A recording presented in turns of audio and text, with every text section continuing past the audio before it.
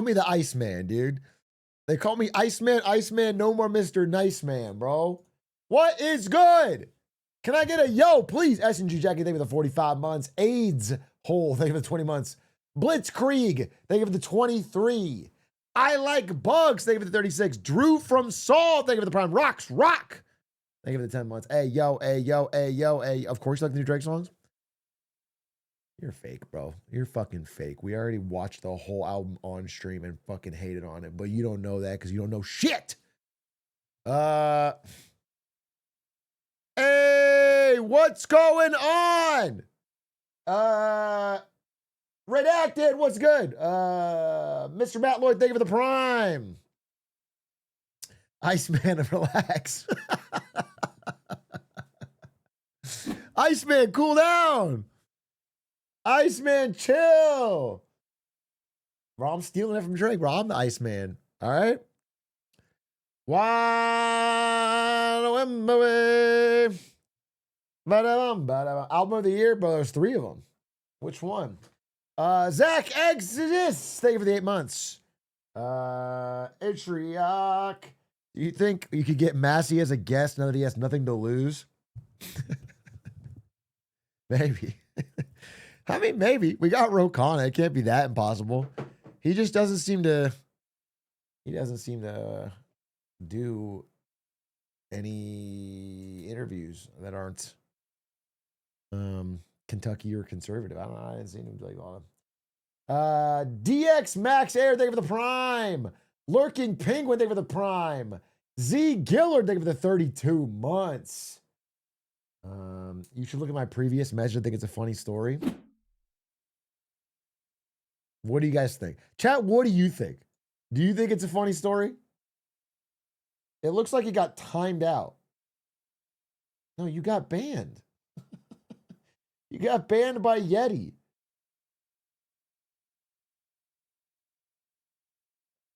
Do you think there's any practical argument to delay the pooping of the AI bubble?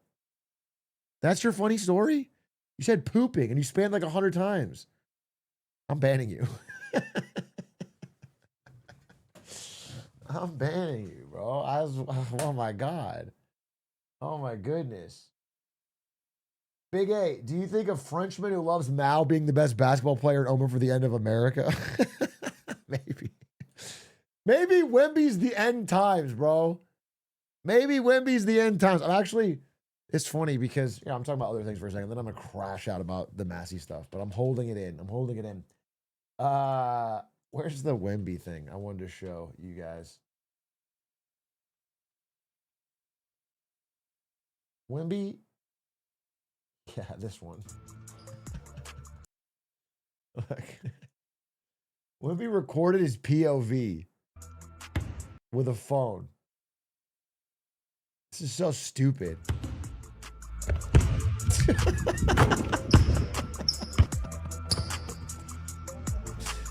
How is that difficult? There's no skill in that.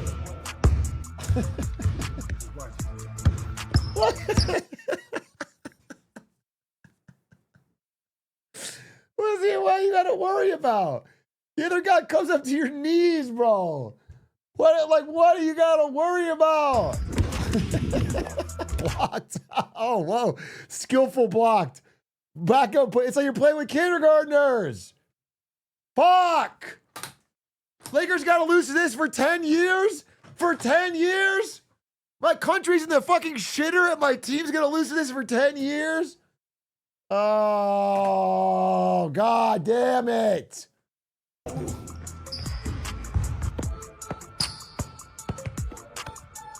What's funny is I'm still a Wemby fan right up until he beats OKC, and then I'm cheering for the fucking Knicks, dude. I can't do this. I can't do this. The guy's 100 feet tall. He walks through the fucking... Oh, my goodness. Look. Oh, shit. That's so stupid. This is Wemby's POV. This is so stupid. You can't even possibly tell me that is a reasonable thing. Raise the net. Maybe do something, bro. Winners POV. Oh my god. We need a 15-foot net. It should, whenever Wemby has the ball, the net should automatically raise. You should put it on a hydraulic, and then when they see him get it, it's just that would be balanced. And when, you know, when who's the shortest guy in the NBA now that like Chris Paul's out? Wherever someone short gets it, it lowers, dude. That way it's balanced. An auto rim.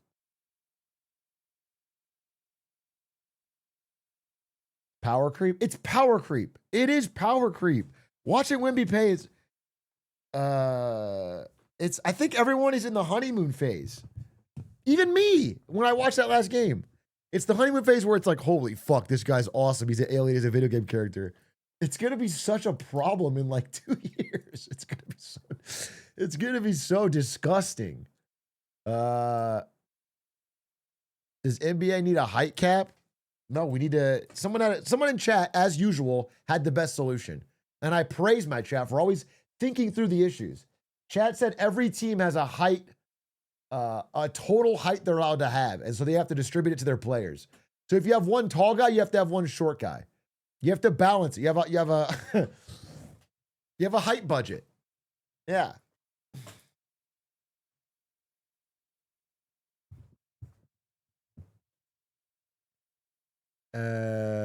So yes, a height cap. I don't like your tone, Sunbeam. I'm not in the mood today. Thomas Massie lost. You're timed out. I'm not in the fucking mood, dude.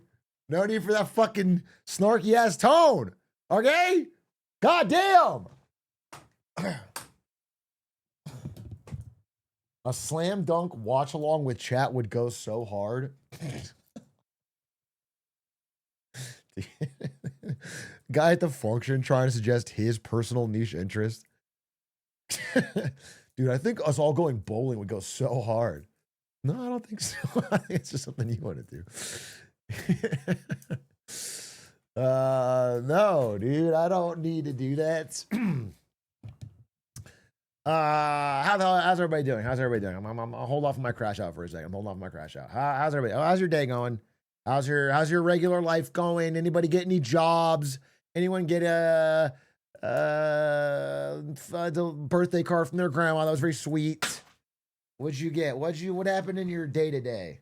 My car got fucked by the rain. Sorry to hear that, who dat? Your car or the Amazon truck? Because kind of funny if the Amazon truck got fucked by the rain and they gotta pay for it. Your car, yeah. All right. I had an electrician apprentice interview. I think it's in the bag, bro. I like that fucking confidence. I think it is in the bag for you, bro. Good luck. I like the idea of apprenticeships, dude. I feel like that was a very human way to learn things. Master and apprentice. Someone who really learned the ropes, teaching someone new. It's, you invest a lot of human capital and training into one person. It's cool. It worked for the Sith for thousands of years. Star Wars ruined it. What if every city only had 2 electricians? Only 2 there are. A master and apprentice. And then you'd have to either get like the good one or the bad one, and your lights would get fucked up.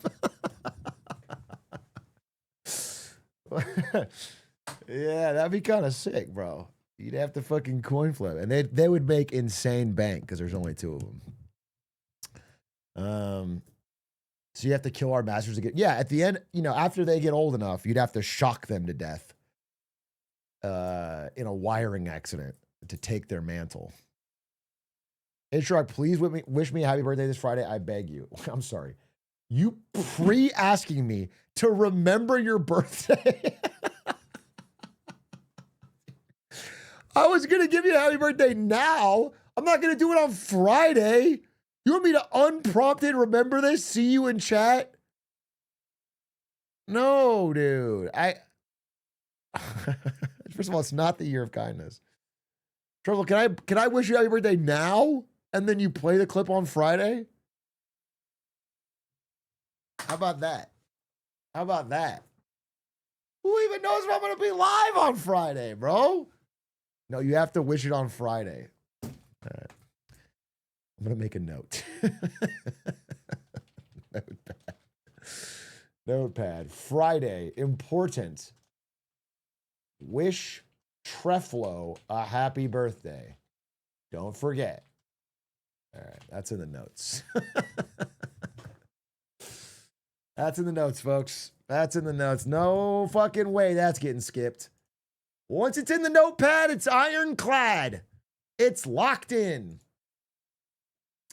Let that be a lesson. That is the only birthday I will be wishing to any chatter for the next calendar year. If you want to be wished happy birthday, come back exactly in 1 year and ask me.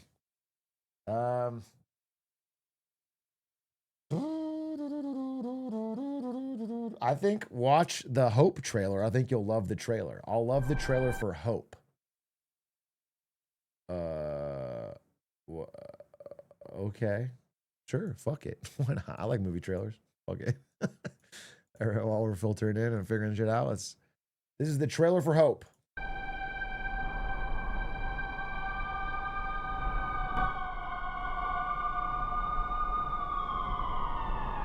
Okay. Cinema.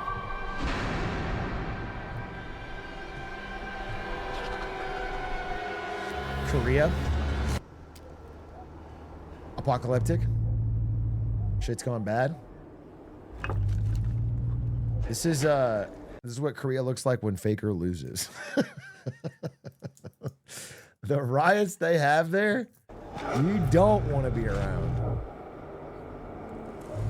Obama movie? In what way? Oh, Jesus Christ.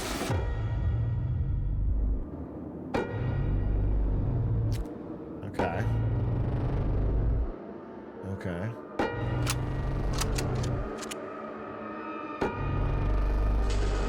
Okay. She about to fuck somebody up.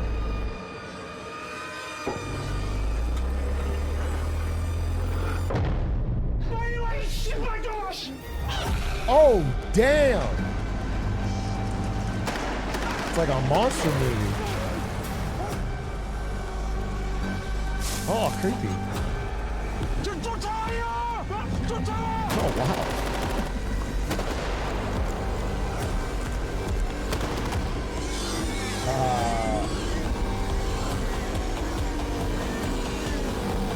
Oh, you know what I've never seen? I've never seen a trailer show the monster as much as this one did. I kind of respect it. They're so confident in their monster design that it's still scary. Usually they have to kind of dance around it. Dude, shit like this happens to me like once a week. So you find this boring? Is what you're telling me? You're telling me yawn, this is your day-to-day life, so you don't need to see it in a film?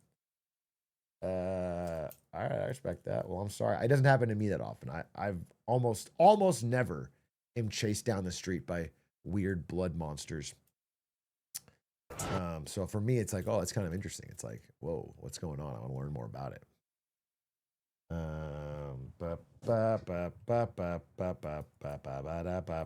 Jeffy P, thank you for the prime. Hi, Perona39. Jeff Probst just kind of fucked up the live Survivor finale. Not the winner, but the fire-making loser. Well, I don't know what this means. I mean, I'm not an idiot. I know context clues. Jeff Probst hosts Survivor. He fucked up the finale. Where I'm lost is not the winner, but the fire-making loser. I don't know what that means. Nothing to me. Call Squeaks and asked. If I needed to know about Survivor, I would not call Squeaks, bro. I would call fucking Stans. Stans is the Survivor GOAT. He's probably watching it right now. I will call him, actually. Nobody knows Survivor more than Stans. I promise you that. He'll give you a hot take. Let's check in. The only problem is he might be like so intense. Is it like live as we're squeaking?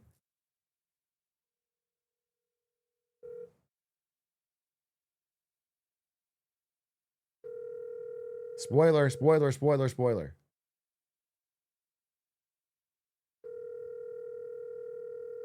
I'm gonna get Donald Walt. He's fucking watching it.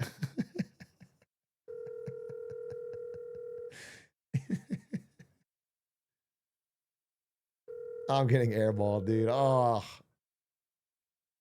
He literally is hello? Me. He's gonna call me back after the fucking show. That's what if I was in trouble? Wait, did he say hello? Oh. Wait, did he say hello?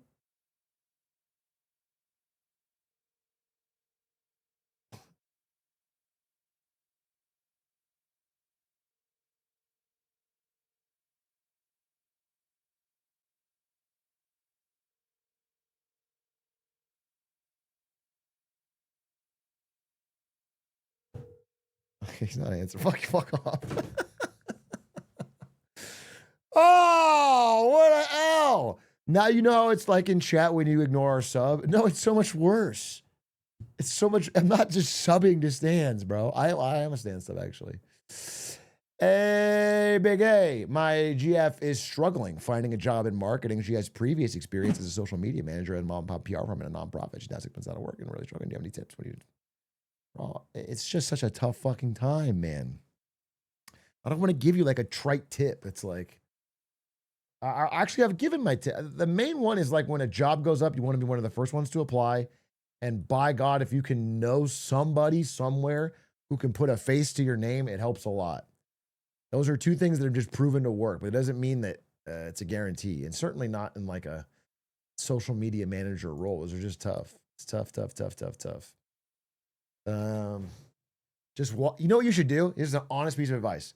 Just go find a job you want, walk into the job like you already work there and start working.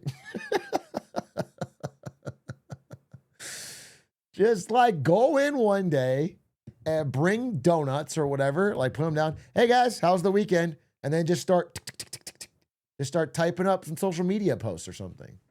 Just seamlessly. And then by the time they figure it out, it's like, well, this person's already done some good work here. We're going to let go of one of our good friends. Dress the part, act the part. And then if you get away with it for like 2+ weeks and they figure it out and try to fire you, go, hey, you made me work unpaid. I'm going to sue you. I'm going to go to the state labor department and sue you unless you give me a job. You have leverage over them now. You know what I'm saying? Now you've got them by the balls, by the short hairs. Hire a hypnotist to convince them that you already are employed there. Yeah, I mean, you might burn through your budget on hypnotists pretty quick, but it could work. If you're unemployed and searching, it's going to cost quite a bit to bring a hypnotist to every job interview, but I think it's worth it. I think it's worth it if you get a good enough one.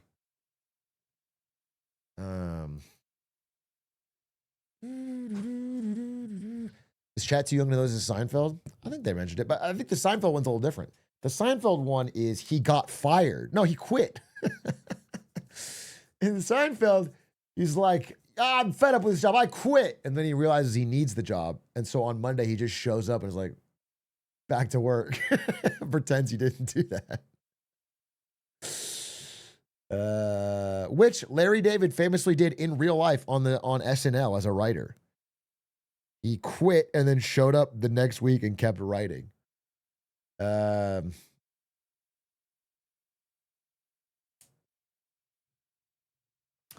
You could forego all that and meet old-looking important CEOs at bars, drink with them, convince them you actually work for them while they're drunk, and they won't suspect a thing.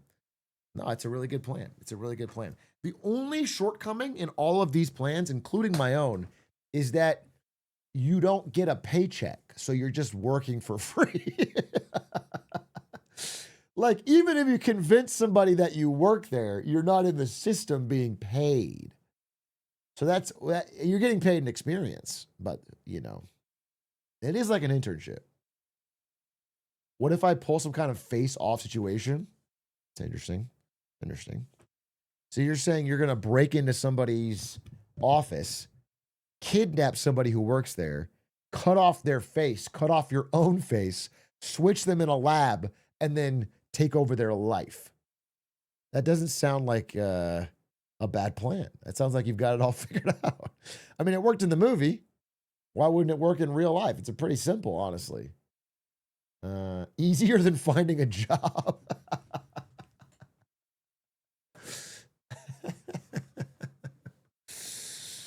Oh, brother. Oh, brother. Oh, brother. Where art thou? Oh, brother. Where art thou?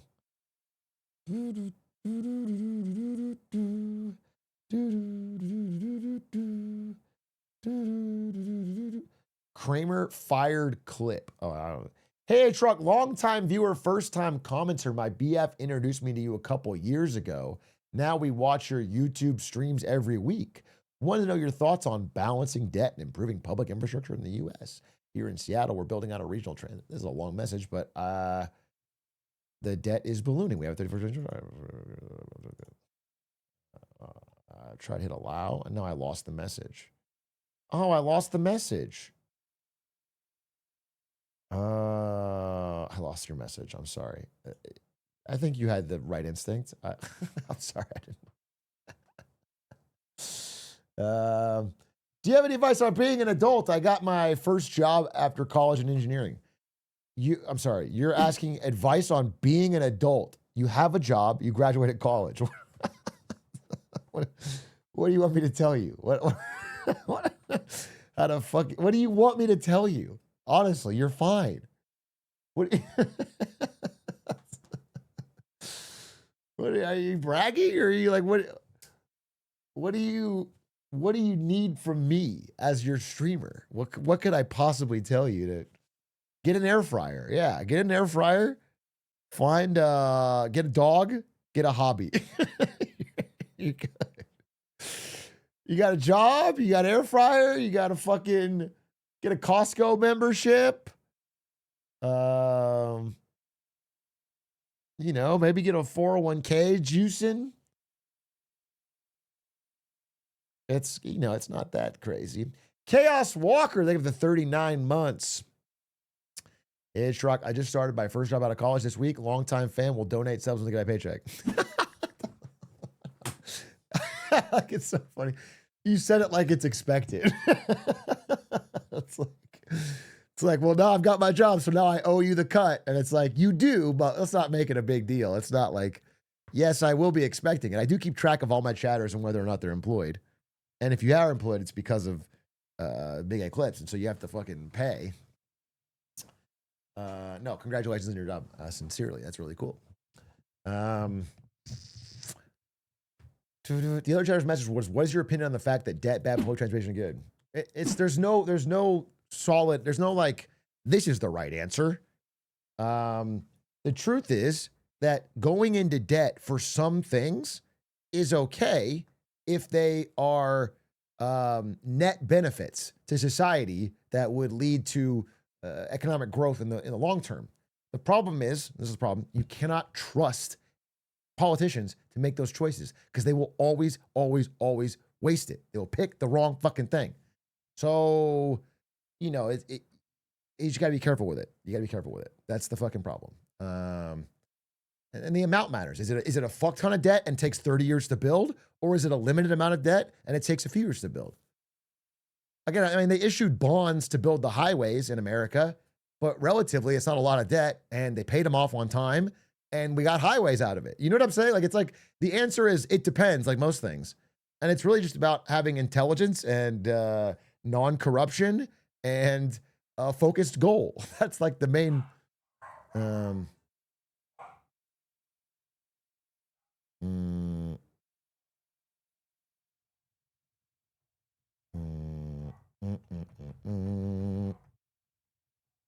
Bark. Bark, bark, bark, bark, bark. What's my dog barking at? What's that dog barking at?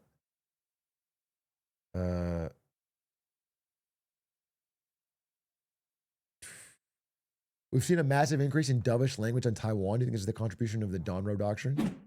Yeah, this is, I think Trump is playing a foolish game around Taiwan, to be honest. I talked about this on Lemonade Stand, so I can say it now. Listen, Trump showed up to China to meet Xi Jinping, and there were fewer cards he had available to play than any previous meeting between the two. Normally, his go-tos are things like massive tariffs, trade demands, restrictions on chips, things like that. All of those things have lost their luster. Tariffs specifically because they've been banned by the Supreme Court. He hasn't really been able to roll them out in the same way. And China has punched back with the rare earth mineral restrictions. So the tariffs, there's a blocker there. And so without those cards, he has one really strong thing that China wants left to play. And that is China really, really wants America to stop selling weapons to Taiwan. That's kind of the last thing that America has that China was willing to trade for. They want that to stop. And the line should be that our stance on Taiwan is unchanged. That's the correct thing to say, which is like, it's not aggressive. You're not fucking with him, but you're not backing off. But instead, Trump's like, yeah, I don't know. Maybe he's turning into a thing and is likely seeming to cut Taiwan arms sales, which he expects will be this brilliant deal-making maneuver, but in fact is just showing Taiwan that they're getting treated exactly like Ukraine got treated, exactly like Japan is kind of getting treated, which is like you're an ally until it's inconvenient. And then none of what we said before, none of what we wrote before matters. Again, the arms sales to Taiwan, which is supposed to happen this year, have already been signed and agreed upon by the laws of both countries, Taiwan and America. They've signed, they've already done it. But he's like holding it back as part of this deal making. It's just showing more and more that he's an extremely fickle ally. And China is only in the short term, friendly towards it as a deal. But once they get it, it's like he's got nothing left. So I think it's I think it's poor, bro. I think it's poor.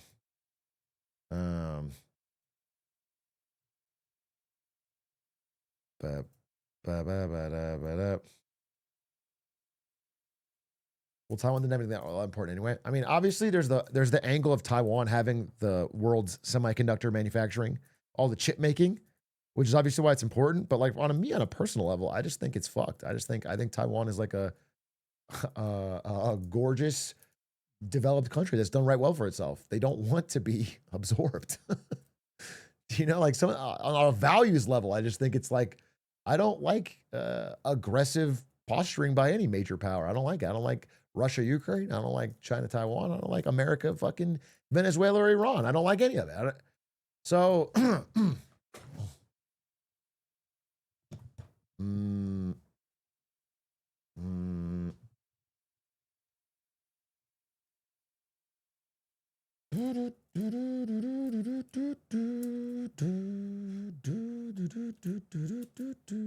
RIP your next China visit. People said that last time. Dude, I got like 15 videos pro Taiwan and nothing happened.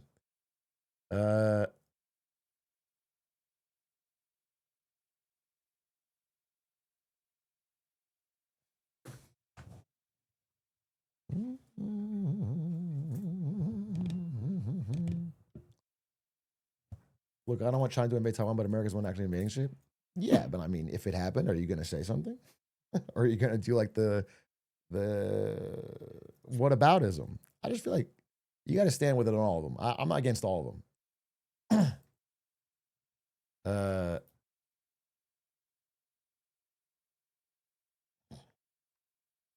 How are you, sir? It's me, Jaxie09 from Discord. Is that supposed to? Is that supposed to? Hello. Good to see you. Oh, Jaxie09 from Discord. Oh, wow. What an honor. What an honor, bro. This is huge.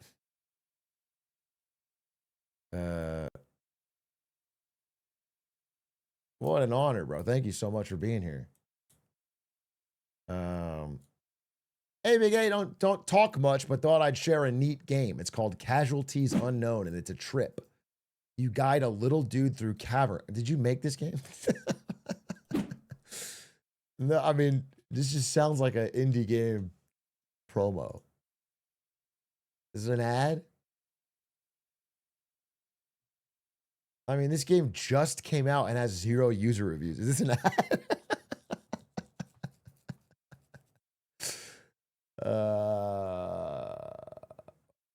Fuck it. Fuck it, bro. Check out Casualties Unknown. I, Atrioc, fully endorse this game. I want you to check it out. I want you to have a good time with it. I find it to be one of the greatest survival 2D simulation psychological horror games I've ever seen. Let's go, baby. Casualties Unknown. The only thing that's unknown is how you'll find... Fuck. The only thing that's unknown is how you'll find time to do anything else once you start playing. All right.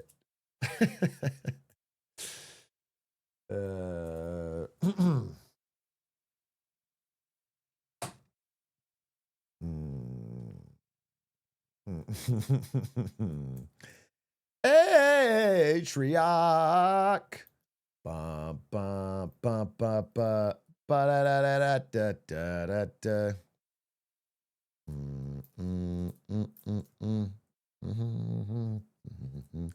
Have you dug more into the Chinese Civil War, post-World War II, all the American-Japanese involvement with KMT, really? Yeah, bro. I'm aware of the historical context of the Taiwan question. What I think you're ignoring is the human reality. There's millions of people that live on that island that enjoy the way they're living. They've built a government. They built a free democratic system. They have high quality of life, high per capita income. They like what they're doing, and they would prefer not to be militarily overwhelmed and have their standard of life change. And so generally, when people have that in this world, I generally support them. That's just how I believe. I'm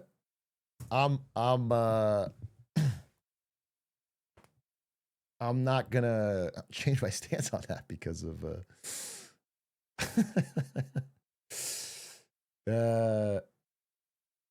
Drag Out 4, thank you for the 31 months.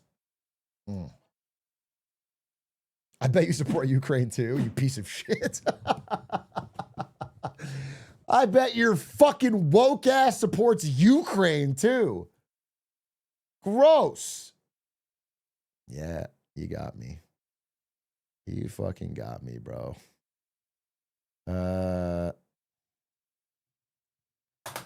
You fucking got me. UK politics going kind of crazy right now. Why do they even care when they're going to fall apart in 30 days? Do you know what I'm saying? If the UK is collapsing in 30 days, who has got time to be figuring out who's going to run Labor or whatever? Do you know what I'm saying? It's like, come on, bro. It's cooked. It's fucking cooked. Legitimately, I'm about to fucking hit a pause on. I just got to come back in a few years on Europe. It feels like they got to go through the same shit, bro. I feel like I just don't see the trends changing. I swear to God.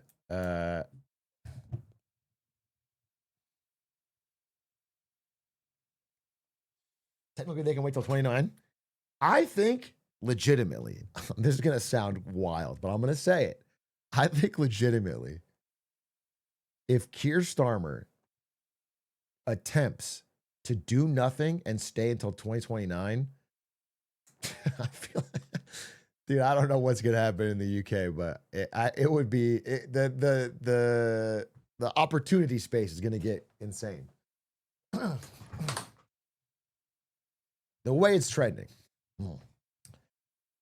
Isn't James Bond releasing this week? Yeah, I wanted to watch. NakeyJakey did a video about the new James Bond. He got to play it, and I would love to watch it. It's short, and I think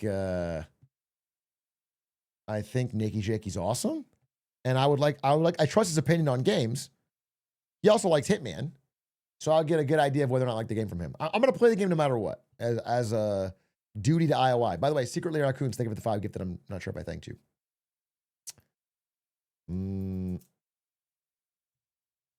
People in the West assume all Chinese want to go pew pew and conquer the island. No, we don't. It's a CCP that wants to know you're average from Shanghai or Guangzhou. Yeah, I mean, different people, different feelings. It's a billion people, and nobody has one voice. But I talked to people there, and like the people on the basketball court, for example, were like, they didn't give a shit about taking Taiwan. You know, it's like a thing. They didn't care. Some of them have visited it. They don't care. It wasn't like a thing they.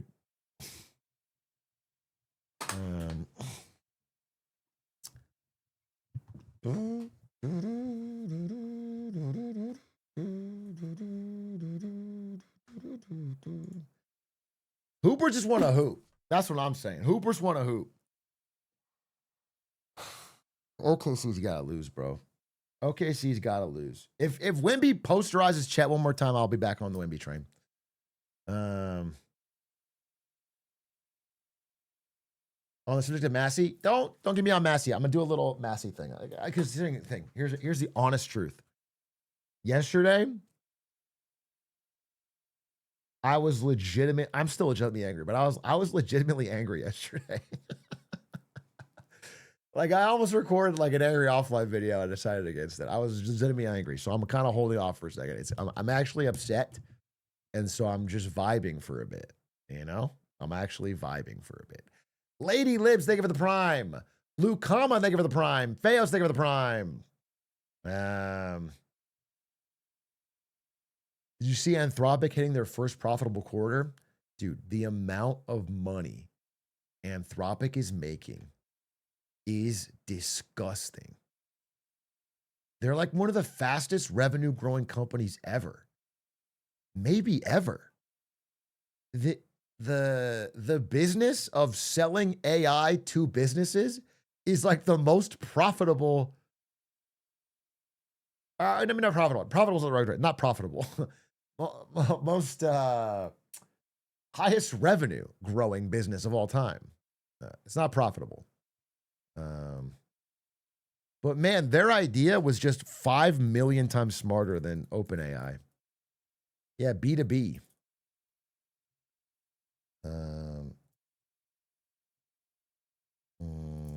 Companies are so reliant on Claude Code now. Yeah, exactly. I mean, all these companies, whether or not they're reliant on it, they're all using it. They all want to make sure they're not behind on Claude. So every one of them is paying through the fucking nose to get a business license for Claude. Like every major corporation is going. The people on the Anthropic sales team have the easiest job in the world and they get commissions. They are making so much fucking bank. It's crazy. It's so crazy. They literally just walk in, kick their feet on the table, say, yeah, we'll sign you up for $100,000 a seat. Or, you know, they get the license and they get commission and they make so much fucking money. It's crazy.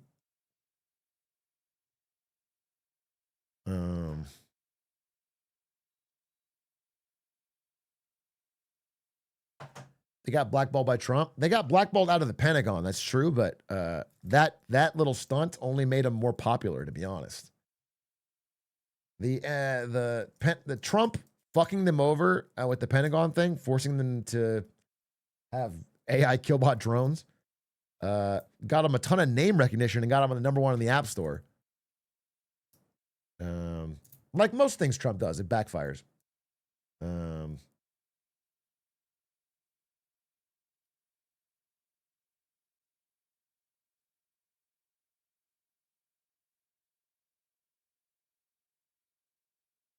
A teacher showed us an essay written by Claude and boasted about how much a better job he did by prompting than us writing.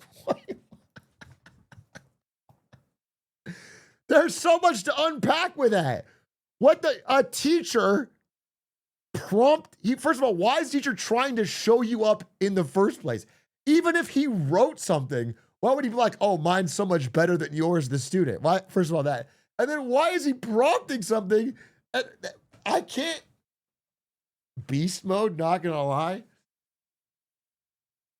That's crazy. That's a crazy fucking thing for a teacher to do.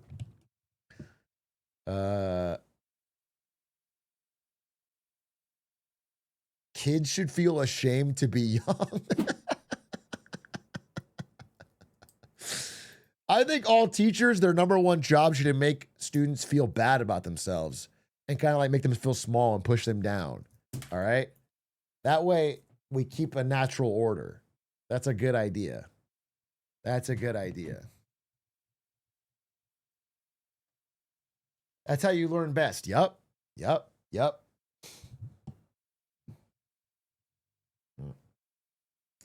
Probably because those people think all AI is slop and not capable of producing actual amazing output sometimes.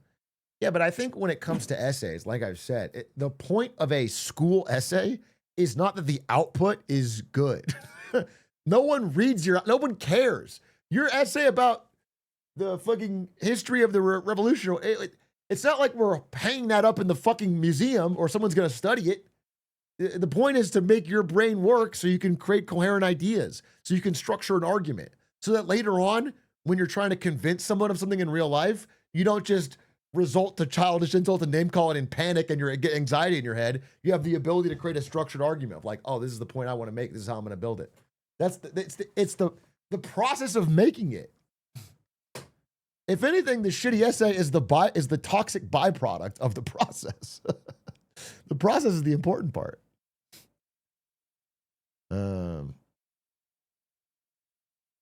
It's like exercise. Yeah, it's like exercise. It's literally, it's actually exactly like, it's like if you went to the gym to work out and you were like, hey, wait, I figured something out.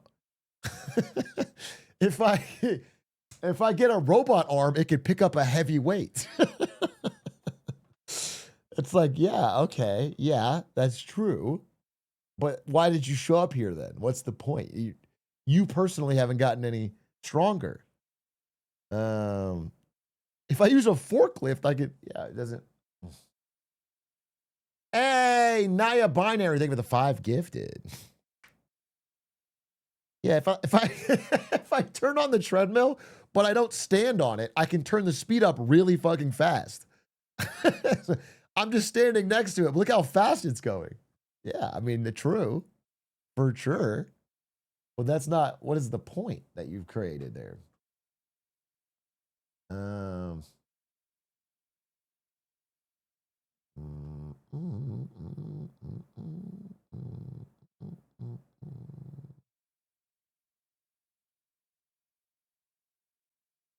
Hey, whoa! Ralph's Produce. Thank you for the 50 bomb. You have a message? Ralph's Produce. Never miss an opportunity to force down a glizzy. I gotta shout out the glizzy goblins, bro. Let me tell you, their numbers may not be as strong in the Big A era, but boy, they come through. Thank you for the 50 gifties, glizzy gang. Sun Tzu said something similar. Yeah, he stole it from me. We were boys back in the day. Sun Tzu stole a lot of the shit from me, honestly. And most of what I said was pretty obvious fucking common sense. And he wrote it down and made it seem like fucking wisdom. Attack your enemy when he's weak. Oh, fuck. I was just spitballing that shit when I was high. And he's like, no, I'm gonna... It's crazy. That's not even... Did you see Jeff Bezos' interview? Yeah, I saw Jeff Bezos' interview. He said, trust me, making me pay more in taxes is not going to make that teacher's life better. That's a direct quote. That's a direct quote. And it's like, it's just funny to me because, okay, there's like if you really zoomed out, there's like a nuanced argument you could make that the amount of money that you could take, even if you took all of Jeff Bezos' wealth, is kind of a drop in the bucket to the amount of problems we have to cover. But when you're Jeff Bezos, saying that sounds so fucking tone deaf. And like, how can you not hear yourself? How can you not hear yourself? How could you not? I don't know. I think it's so shocking that Jeff Bezos is like, I'm going to go on camera and say this. Yeah, sitting next to his rocket. It's crazy to me.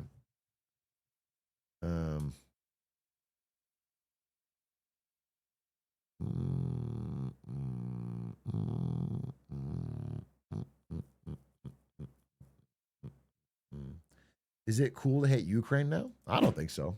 I don't think so. I think some people do, but there's also a lot of Russian money going around, bro. I don't know. I wouldn't feel. I think most people are on Ukraine's side in this conflict. I feel like Gen Z has done a lot less group living than millennials have. What does that mean? When you say group living, what do you mean? Like living in a apartment with 3 roommates or what? What do you mean?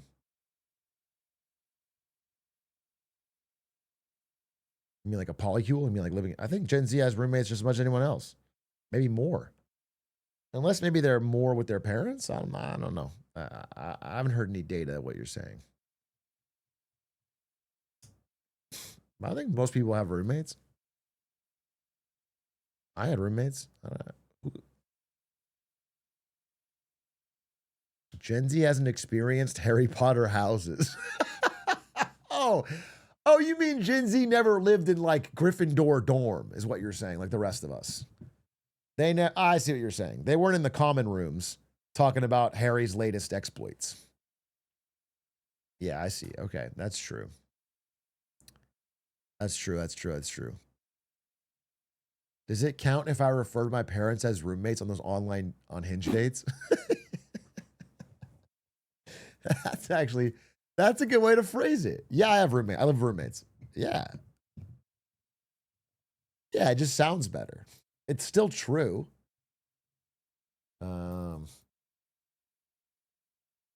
Yeah, that could work. I have a pretty sweet deal. My roommates pay all the rent.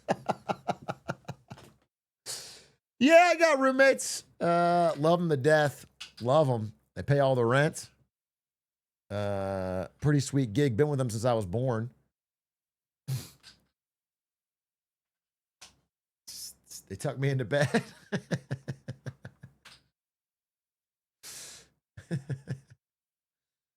That's what my parents make me and my siblings call them. Your parents make you and your siblings call them roommates? Why? Wait, why would they make that? I do a little thing called squatting. Yeah, maybe they want you out.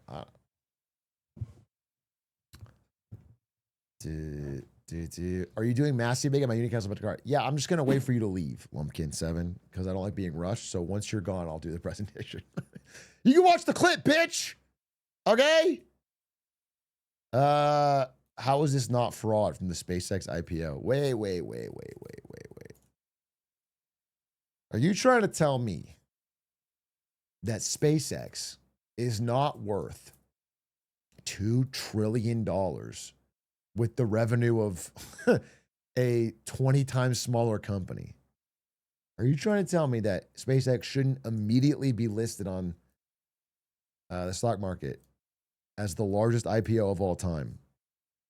Bigger than tech giants. A company that was already burning cash and then decided to bail out Grok.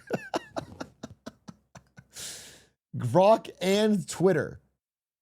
Literally, Elon just took SpaceX and made it buy at peak value Grok and Twitter.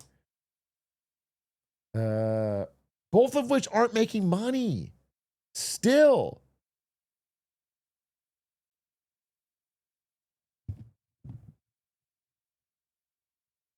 He just keeps rolling all his companies together into a big ball. Yeah, he does. And that's what I'm saying. He's going to do it with Tesla, bro. He's going to do it with Tesla. The same thing. Here's the thing. Here's a perfect example. The same thing that Ryan Cohen is trying to do with GameStop, where he's going to fuse eBay into GameStop so that GameStop hits the goals that he set for his pay package.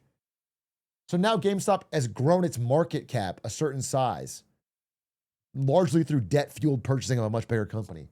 Not a sustainable business practice. But because of that, he unlocks all of his fucking pay. The whole point of that fucking eBay deal is to make him a lot of money. It's a trick. It's a roundabout way to fake increase the size of the company so that he unlocks all the pay package. The same thing is with Tesla and Elon Musk. He's gonna merge SpaceX and Tesla once SpaceX is public. And it's gonna make Tesla increase by $1 trillion, which unlocks his $1 trillion pay package. And he's going to be the world's first trillionaire. It's fucking crazy.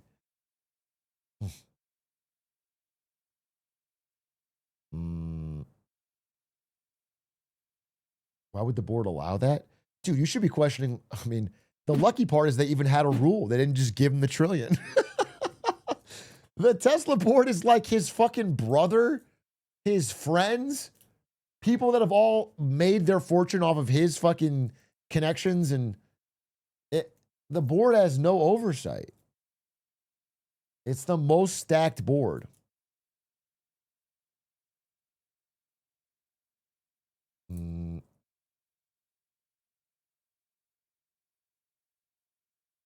Maybe God set a 1 trillion net worth cap and he'll get smited the second he hits it.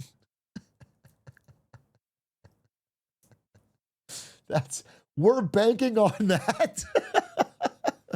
Oh, I know we're desperate now. I know we're fucking desperate. We're betting on a USD. The Lord Almighty set a cap in American dollars. For exactly 1 trillion. And he's going to smite Elon Musk once he hits it. What do you think happened to Mansa Musa? He got smited, bro. Mansa Musa didn't have $1 trillion, bro. Mansa Musa had the modern day equivalent of like maybe 400 B. But Mansa Musa's wealth is kind of overstated, bro. He was only in this small area. He walked through it, bleeding gold left and right, and then he got there and he died. It's like the impact of his wealth is not.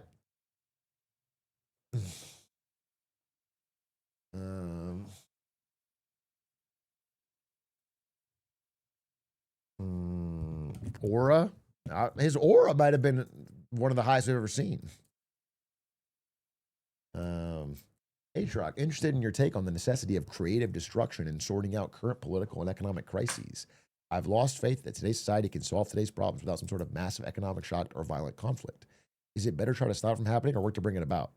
Oh, I'm not a work to bring it about kind of guy. I think that's can lead you in a lot of dark places. I think you just kind of keep fighting against it, and then if it's going to happen, it'll happen, and you pick up the pieces. You got to get the reps in of trying to fix things rather than the reps in of like trying to make things worse. Because then when people need shit to get better, you're not ready for the job.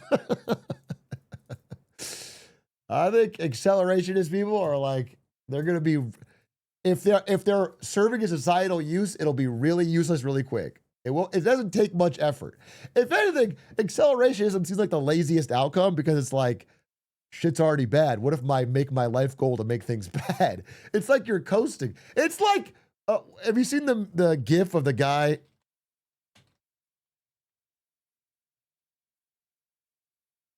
This guy. This is accelerationists. Oh, it has to fucking push. It has to push, dude. This guy. That's the guy, dude. It's like taking credit. You're not doing shit, bro.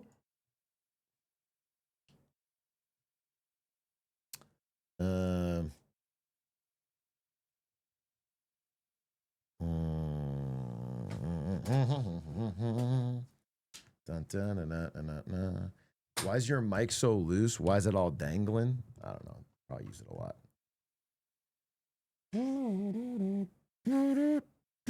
Do you have mic recommendations? Bro, I'm not the guy. I'm not the tech guy. This is a Shure SM7B. It's a nice mic if you want to try it. Gunner TV, thank you for the raid. Appreciate it. Thank you, bro. Did J-Pow actually pull off a soft landing, or are we still in the air? Look, J-Pow did what he could. We are in problems much bigger than what J-Pow can control with fucking interest rates. Like, I talk about bond yields. U.S. borrowing costs for our debt just hit like a 17, 18-year high. They just have been spiking. Japan's borrowing costs just hit like a 20, 30-year high. Like bond yields are rising across the board, and that's usually one of the ways shit starts to break. UK's borrowing costs going crazy. There's just a structural sense that everyone is not willing to lend the money they were willing to lend before.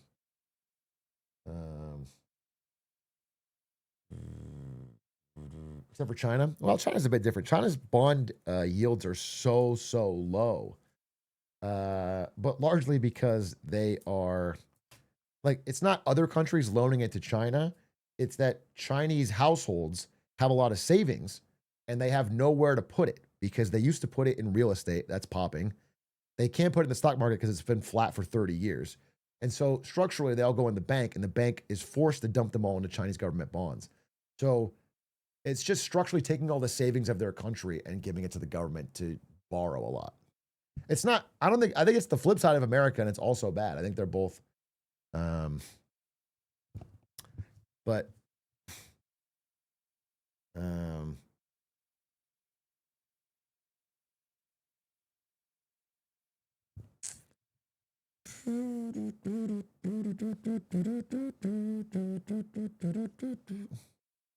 isn't Japan do something similar? Yeah. Japan, the China method is similar to the Japan one. And the big question mark is whether they're going to have the same result Japan had, which is after their real estate bubble, shit just slowed down. But the problem is China is so much bigger than Japan was. There's things they can do that Japan just couldn't do. And Japan was never a military power, but China is. So I don't know. It's definitely a big question. Something worth watch.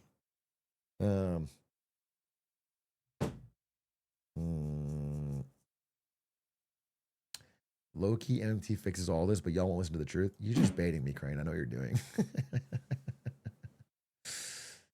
You're just baiting me. Don't try to fucking bait me, bro.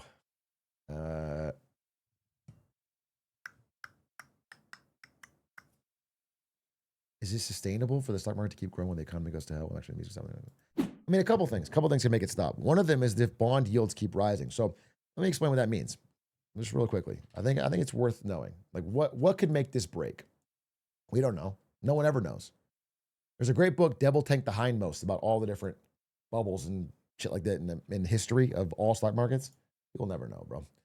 But okay, bond yields is basically what, this is an IOU from the government, right? This is a bond. 30 years. Okay? You give me money, I'll give it back to you in 30 years with some interest. Okay? The amount of interest, let's say it's 2%. The amount of interest, it's like an auction. The government goes out and goes, we have this IOU. Who wants it? We need your money. We'll give you an IOU. And everyone goes, oh, me. China and Japan and all these people go, me. We'll give you the money.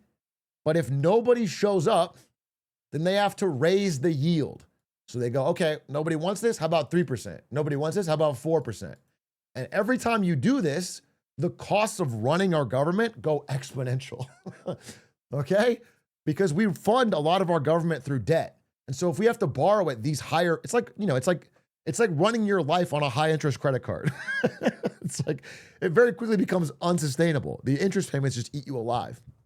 And so the 30-year yield, the bond yield, just hit like 5%, bro, which is like a super fucking high number for this level of debt. And hasn't been this high in 17 years. And so, but it's not only happening in America. It's happening in a lot of countries. It's happening in Japan and the UK. There's like a bit of a bond debt crisis happening. And where like people are all sort of waking up to the fact that many of these countries have got so much debt and they're not going to pay it or not going to be able to pay it without printing. And if they print, let's say this. Let's say you're like, okay, I'll take the 2% deal. Whatever. I'm not greedy. I want to put my thing in something safe. I know the US will pay it back. But if the US pays back your 2% 30-year bond with printed money that causes inflation to be above this number, then you're actually losing money. You're stuck in a 30-year transaction. If inflation is above 2% a year, then you're actually losing money on interest every year. And so that's why nobody wants these low yield shits from any country that's going to print. That's like the simple thing on bond math. You don't have to know all that, but that's just the basic idea of why it's a big deal. And so previously, like in Trump's terms, when the yields have approached 5%, he does something to try and bring it back down. Like he backs off. This is kind of where the first taco trade came from. This is where tacos started, was this 5% thing.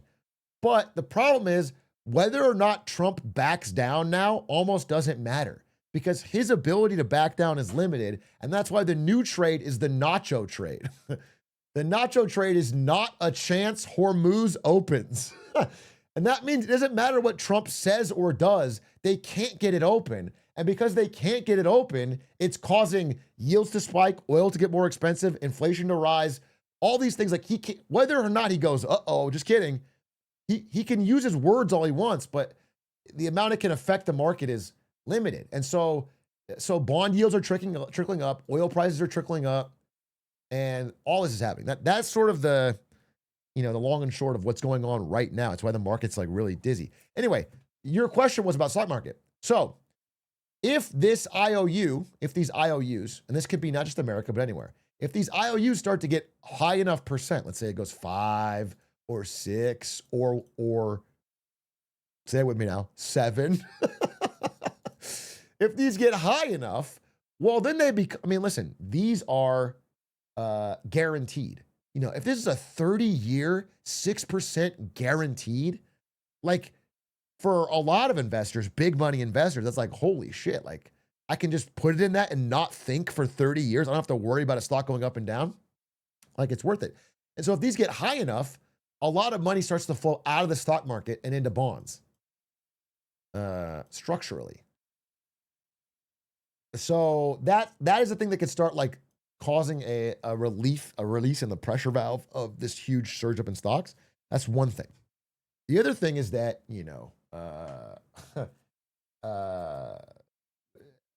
Hormuz not opening could lead to all sorts of problems. Like if gas prices get high enough, a lot of businesses can't run profitably, so their stock starts to crash, like things like that. There's other structural things that could cause it to happen, but I don't know. It could also be a failure. Like in the past, things that have caused stock markets to go down is like a major public failure that serves as a everyone knows moment.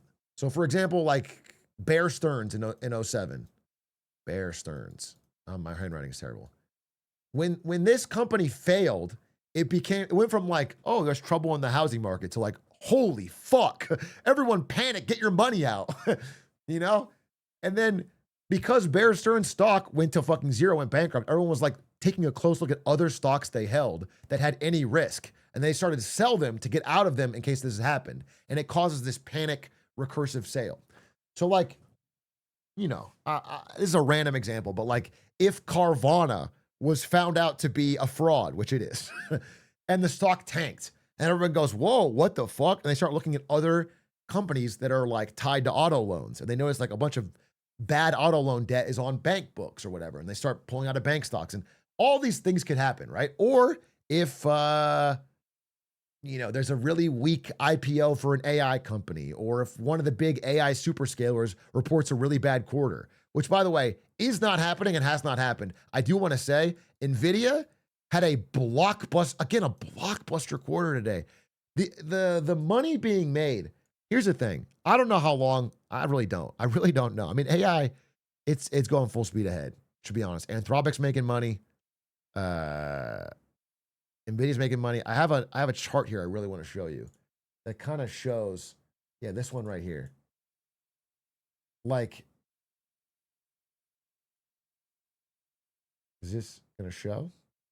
Fuck me, dude. This one. Okay. Why is it not lined up?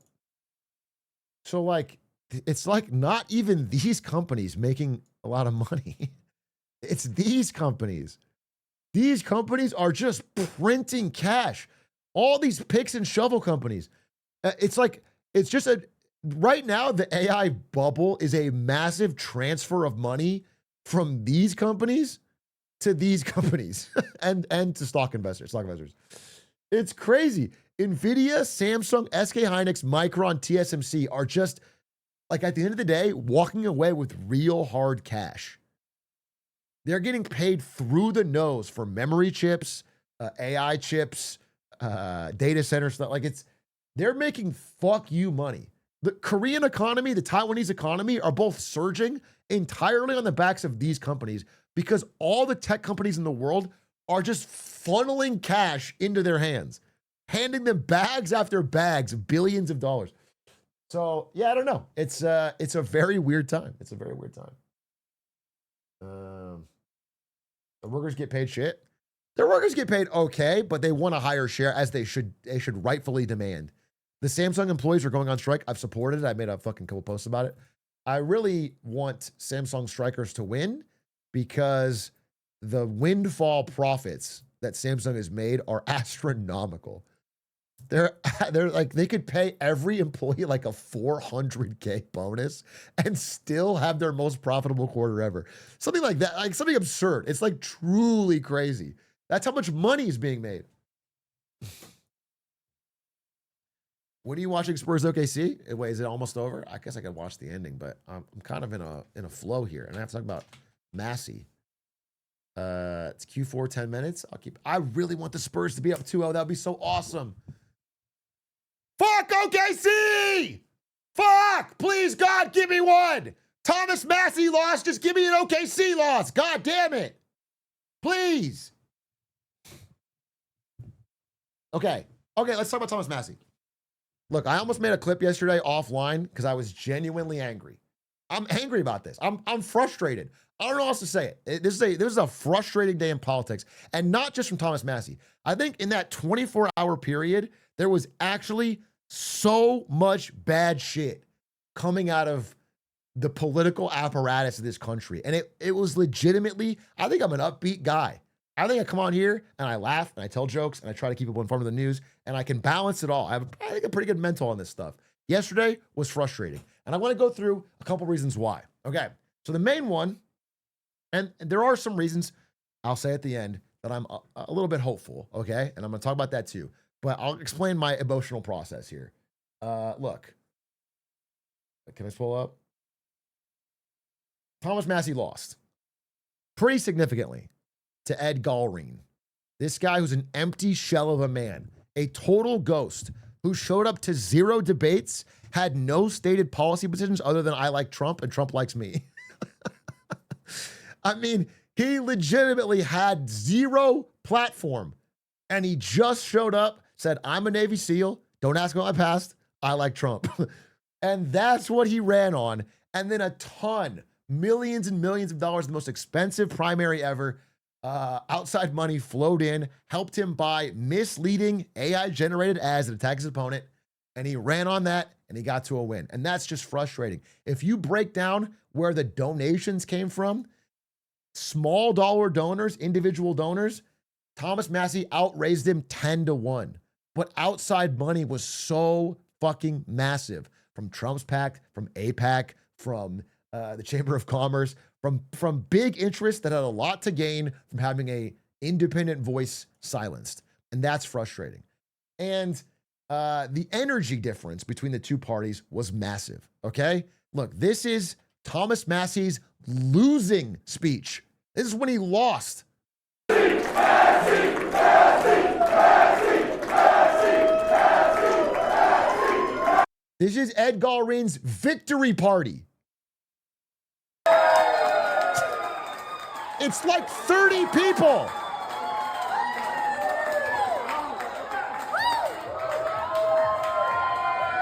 And if you'll notice, there's a big fucking difference in age. And that was the most frustrating part to me, bro, because look, I make these videos. I mean, obviously the one I made was a little bit late. I don't think there's been people in time to register and vote, but you know, I'm trying to like get a message out there of why you might consider supporting Massie or whatever in the situation. And it's like, it doesn't matter because the most I can hit is young people, and young people already agree.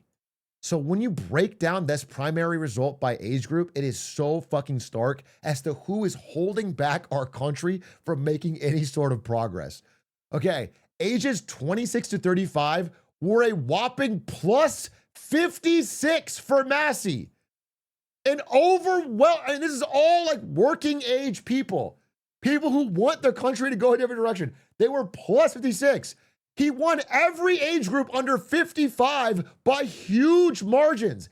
And it didn't matter because although it was kind of plus 18 with 55, 65, Galreen really won the 66 plus.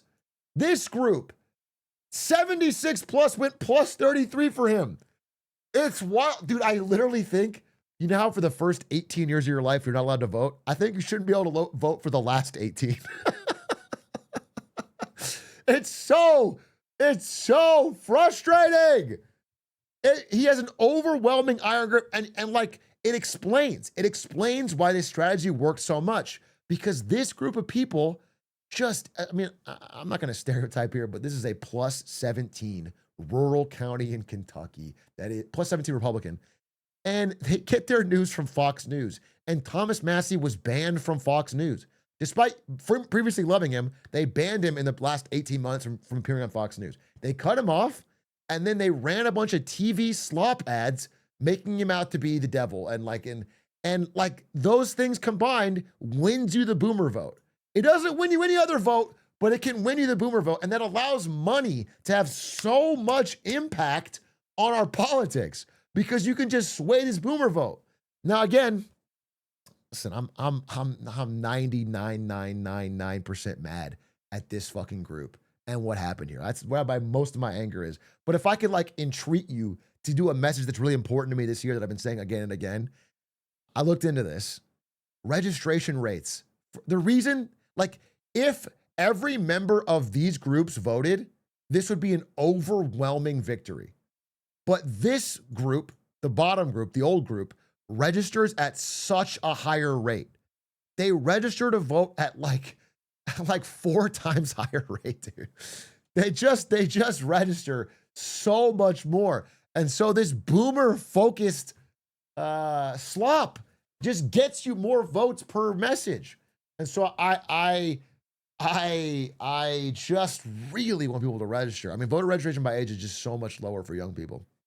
That being said, bro, this is I mean, I can empathize with a general like disillusionment when you see an election like this, but understand that the reason they lost is because people don't vote. But it is frustrating. It was genuinely frustrating for me. I echo what I think Rokana said in this fucking clip. You think they ousted Mr. Massie because he was leading on the Epstein files? They ousted him because he was leading on the Epstein files, and because he was leading the push against the war in Iran, and because he was leading the push saying we can't give another dollar to Israel while it's violating human rights. I think you need another Republican partner to push forward if this goes to next Congress. Well, Thomas is still here. So yeah, I mean, that's basically what he said. The clip is not muted, but it was one ear. It was one ear audio. But, you know, he basically said what I said in my last presentation, which is that there's these big money interests that all had a reason to fucking get Massie out, and they just spent enough money and it worked. And it's very frustrating to see that happen. I think, not that it doesn't happen in America in a lot of races, but this one was one of the most egregious. It was the most egregious because the opponent of Thomas Massie was an empty shell. He was just not a person with any fucking real connection to Kentucky or politics or having a stance. He wasn't even planning to run until Trump called him. And when you add that empty shell plus money to beat established 7-time candidate that people like, the young people liked, it's just frustrating. Now, let me show you what Bernie said before I move on. Here is the political reality of today, a reality that we just saw yesterday in the election in Kentucky, when Congressman Thomas Massie, somebody who I have very little in common with politically, was defeated by $9 million in contributions from AIPAC and $7 million from Trump mega donors. And what was the great crime that Massie committed that gendered so much super PAC money in opposition to him? Well, he opposed the war in Iran, and so do the vast majority of the American people. He demanded that the Epstein files be opened, which is what the American people have wanted, and he refused, what a crime, what an outrage, to be a rubber stamp for Donald Trump. That's literally it. 91%. He voted Republican. And they didn't vote on these 3 things, and they threw the fucking book at him to get him out, and it worked. Additionally, I was going to talk about some of the things that I think are positive, but I have to tell you the other reasons. So yesterday, on top of this, so I get this. It's like, I knew the polling. I knew that Massie was unfavored. I said it in my fucking presentation. I was prepared for it. It still sucked to hear. And then on top of it, at the same time, on the same day, audaciously, Donald Trump, the long story short is that back in like 2017, Trump's first term, somebody at the IRS leaked Trump's tax returns, which he had refused to release, even though saying he would during the election. He didn't release them. He leaked his tax return. It showed that he didn't pay a lot in taxes. After that, he has been doing this massive lawsuit against the IRS. Now, the IRS is under him as president. And so he sued the IRS and then got the government, which he is like in control of, to settle with himself and pay him out a $1.8 billion slush fund that he can use as he pleases. At the same time, he also got his former criminal defense attorney, who is now the acting AG, to write a fucking settlement letter that releases, waives, acquits, and perpetuates charges him, his businesses, and all of his family from ever being investigated for taxes on anything ever. All previous and all future. He is completely immune to any tax investigation at all. It is so deeply, blatantly, disgustingly corrupt. It blows Watergate out of the water. It's such an abuse of power on so many levels. And to do that on the same day that somebody who's one of the few voices in the Republican Party standing against Trump gets fucking ousted by big money was honestly like a real fucking gut punch to me. It was very frustrating. And that wasn't even the whole thing. I watch economic indicators every day, and yesterday we got the update on the Strategic Petroleum Reserve. 1 week, like yesterday, minus 7 days back, that last week, is the most we've ever drawn from the Strategic Petroleum Reserve ever. It is the closest we've ever been to empty since we created the thing. And gas prices are still fucking high. So only imagine once we get fucking tank empty on these things, what they will go up to after that. They are draining all of our reserves to try and keep this fucking gas price explosion from this useless war under control. It's a fucking nightmare. And then on the same day, I'm also checking the bond yields, and then our borrowing costs for US debt, which is astronomical, hit a high they haven't seen since June 2007. That's a good sign. Oh, fuck. So all these things combine to make me extremely frustrated, extremely, like, legitimately angry with what, it's like there's many structural forces that have been negatively impacting our country for a long time, predating this president. But this particular man is so fucking bad. He's just doing so much damage. He could not do more damage if he was paid to. Do you know what I'm saying? Whether it's incompetence or not, it's so bad. So all these things combine to make me pretty upset. And I gotta say, there are a few reasons to see a silver lining here. I do want to say that. There are some things where it's like, it's darkest before the dawn. And in fact, there's some weaknesses hidden in the so-called strength of what he did here. Number one, Dow hit 50K. Yesterday, the Dow hit 50K. And I can't possibly keep my frown from turning upside down when we have a Dow 50K day. Okay? That was my one joke. Here's the truth. Okay. Number one, and you could hear it from Ro Khanna here in the second half of what he said. You think 7 months. I think you need another Republican partner to push forward if this goes to next If you Congress. can't hear Thomas it, is still here. he asks Ro Khanna, do you need a new Republican partner to do bipartisan stuff with? And he says, Thomas Massie's still here for 7 months. For 7 months. I wouldn't underestimate him. Look, we're going to do a lot of things in these next 7 months to hold the Epstein class accountable. So, first off, there is now 7 months of Thomas Massie Unchained, but it's not just him. This is the unique thing. So Trump has been on a bit of a revenge tour, and he didn't just come after Thomas Massie. He has attempted to primary everyone who has even remotely ever not gone lockstep with him. He has primaried a bunch of Republicans through funding their opponents, and it's already causing him suspicion, and all of them have 7 months. So, for example, Bill Cassidy is somebody who voted with Trump. I'm not kidding. 99% of the time. I don't remember the exact thing that Trump, it was like he didn't support him quick enough in 24 or so. It's like, it literally is like, it's like a Homelander, and it's an absurd level of, and, you know, it's definitely a fucking Trump glazer here. But anyway, this guy didn't please Trump, so he got primary. Trump supported his opponent and got him out. So Bill Cassidy, in response, has flipped on a number of votes, including this one, the War Powers Act. And finally, because of this, like yesterday, they have the votes to pass it. So they advance to the Senate.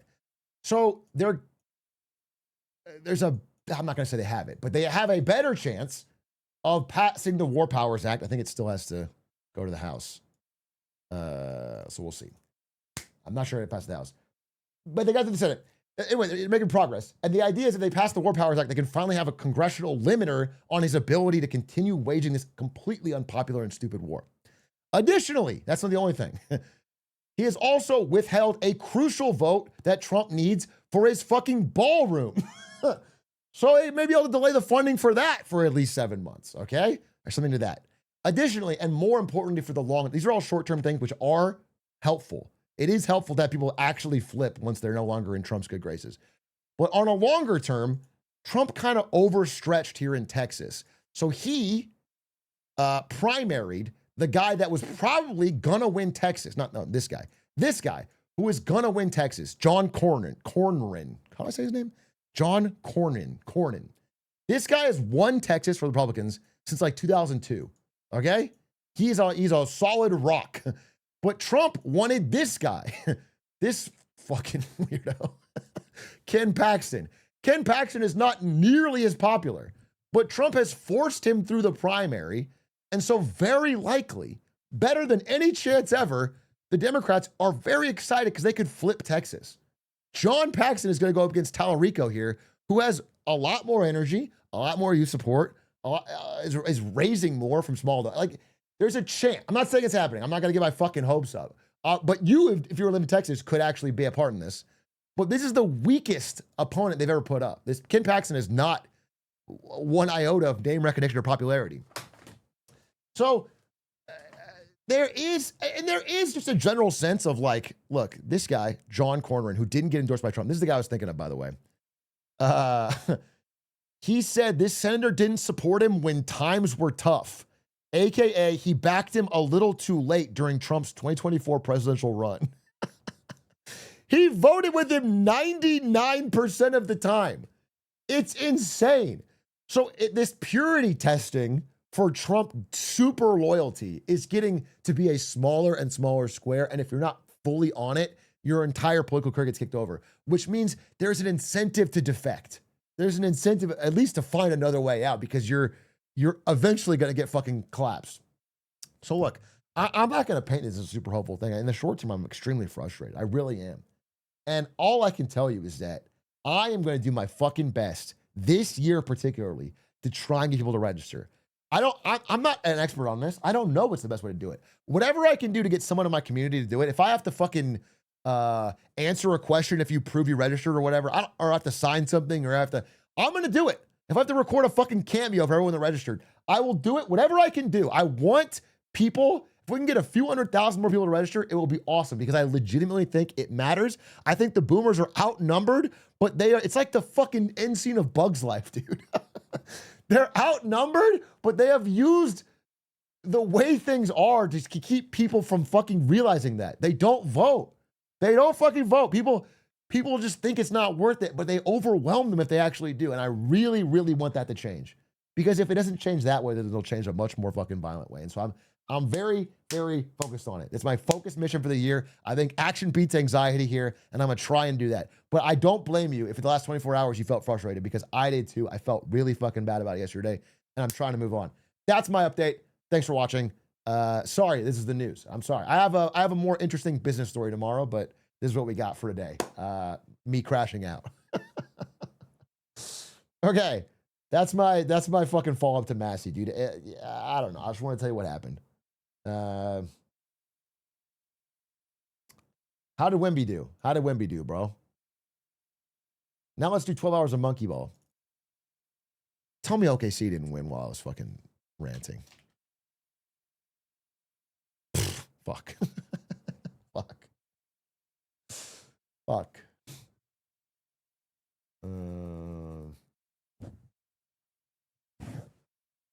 Hartenstein's a thug and should be arrested.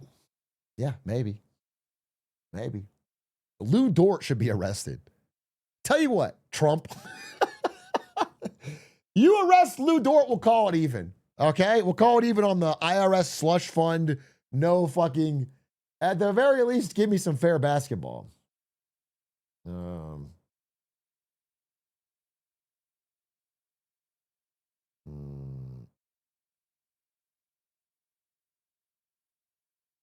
You should do a cameo or shout out. Yeah, I'm trying to figure it out. I'm gonna talk to some people who have done this type of thing before. The people who have connected us with Lena Khan, actually. And they've mostly have some ideas. I want to figure out some way to get as much of the Big A audience to register, and whatever I got to give them to do that, I want to do it. It'll be worth my time. I'll feel better about doing some action. I'm going to be mooing a lot. I'm going to be drinking coffee a lot or whatever. Whatever I got to do. If I got to fucking do a glizzy-a-thon to get everyone to fucking register, but you have to prove it.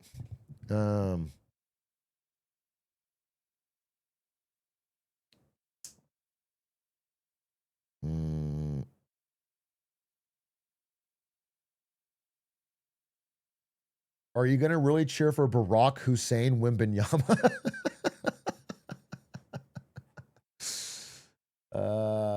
Over Shea Putin Alexander? Yes. Yes. It's two bad choices, bro.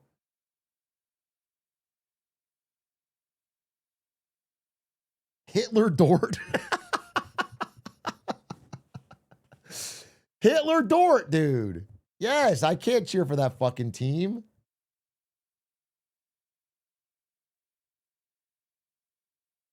Shea Epstein Alexander.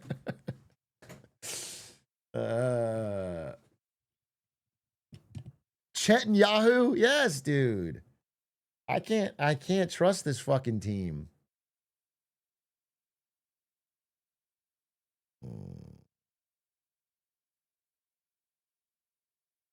I have connections with the James Talarico camp if you'd be interested. Yeah, for sure. I would love to talk to Talarico. Especially now that there's a real chance. I would love to. I would love to. But it is frustrating because, I think the best way I can help is hopefully getting someone to register who didn't register. I think that'd be cool. But if you think about it in the terms of like, obviously I'm just not big enough to have a measurable impact. It's like the hardest part is even if you can get a message out that hits a lot of young people, the young people already vote the way I'm wanting them to. It doesn't matter. There's like so many fucking boomers. There's so many fucking dipshit boomers, bro. Approximately when is Boys? I'm going to watch The Boys here in like an hour. Probably 9 p.m. Pacific. I'm going to watch The Boys finale.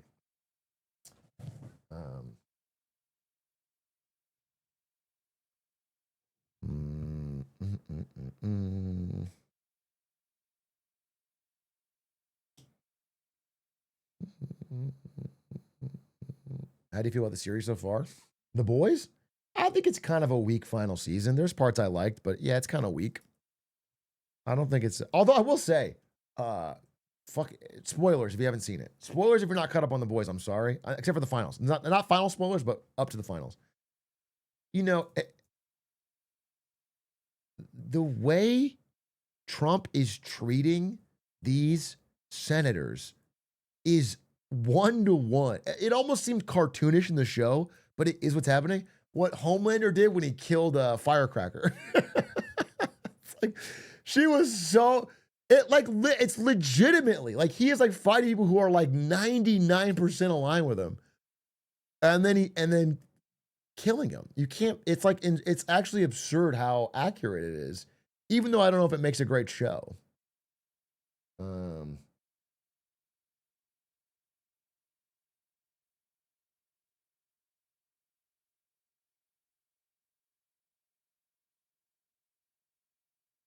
What app are you watching tonight? The finale. I'm watching the finale.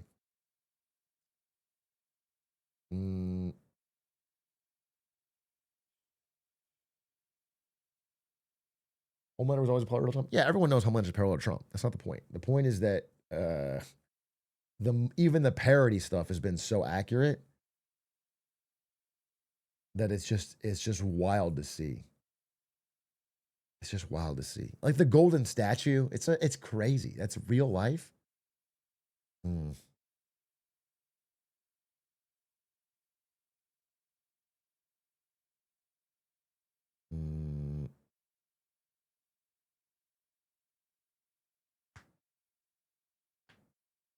Are you gonna speedrun the new James Bond? I don't think it's speedrunnable, bro.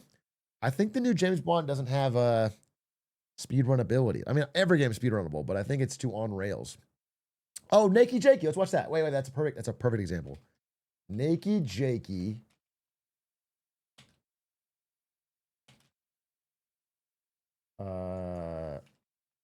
Is it Ball Media?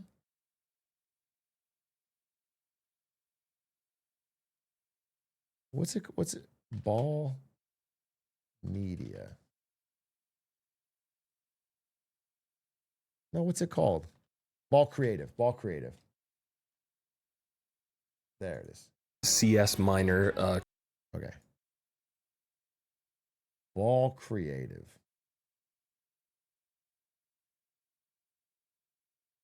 The name's Boy. Snake Boy. Agent 229. Welcome back to Ball Creative, where I bring the creative and you Bring the bring the balls. ball. So I was just in LA for like 6 days, doing a number of things. I was competing in Ludwig's CS Minor Creator Tournament, which was so much fun. Shout out the Flomily forever. We placed second. I feel like I could have done a little better, but you know what? I was super nervous. I showed up. The team was amazing. I feel like just being on the team that I was a victory in itself. Shout out all of them. But it was Shout out really the awesome, and I Flomily. just want to play in more LAN events and do better now. So shout out Ludwig, shout out Aiden, shout out Mogul Moves. That was so fun. And then I did their podcast, The Yard, which went up today, Thursday, April 30th at the time of recording. Let's not shout out Aiden. Come on. I mean, I like NakeyJakey, but let's not throw around Aiden shout outs that we don't. Do you know what I'm saying? It's gonna go right to his head. This video, so you can go check that out. I dressed up as a wizard at a Renaissance fair with Eddie and some other friends, but the other thing that I got to do was go to the first gameplay preview event for 007 First Light by IO Interactive, the goats behind Hitman, at least the first gameplay preview in the US, I think. And I have a lot of thoughts about it, and I really enjoyed doing this sort of format of unscripted video in the past when I've just been thinking about stuff. So we're just going to try to make this a regular thing. Out the gate, I will say this, in terms of the game being like Hitman and on something like Uncharted, it is pretty equal parts both. But I was surprised at just how much Hitman DNA was so clearly oozing out of this game. I love to hear that. I love to hear that from NakeyJakey. Wait a minute, I just got 50% more excited. It's oozing, he said. That's good. That's fucking good news. I mean, the way that the crowds look, the way that you like toggle sprint. Wait 1 second. I got a message. I got to message.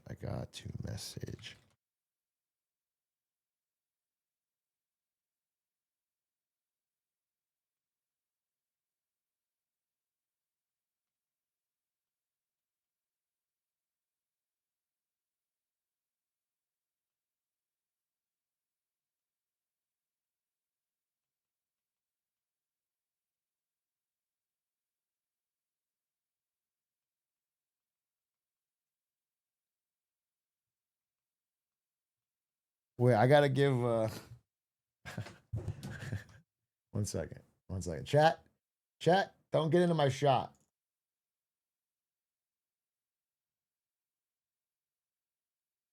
Hold up.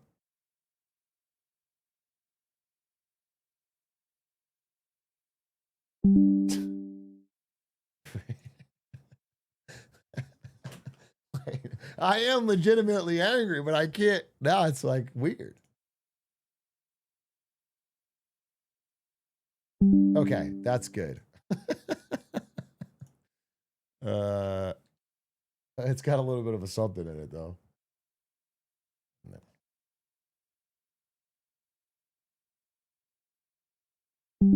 There's one more. Okay, that's better. All right, I'm bringing back now, chat. I just had to get a thumbnail face because we never do face thumbnails. Not mad enough? Yeah, but I don't want to be like...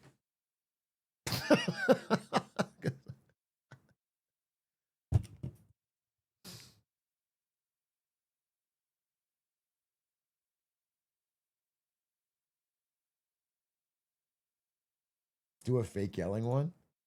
No, that listen. It just says 7.6 on Omegle.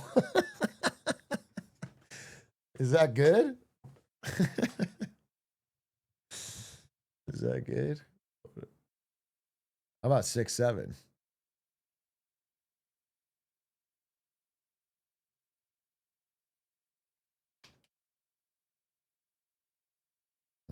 If you like being mogged, sure. Nobody's mogging me, okay? Nobody's mogging me, bro.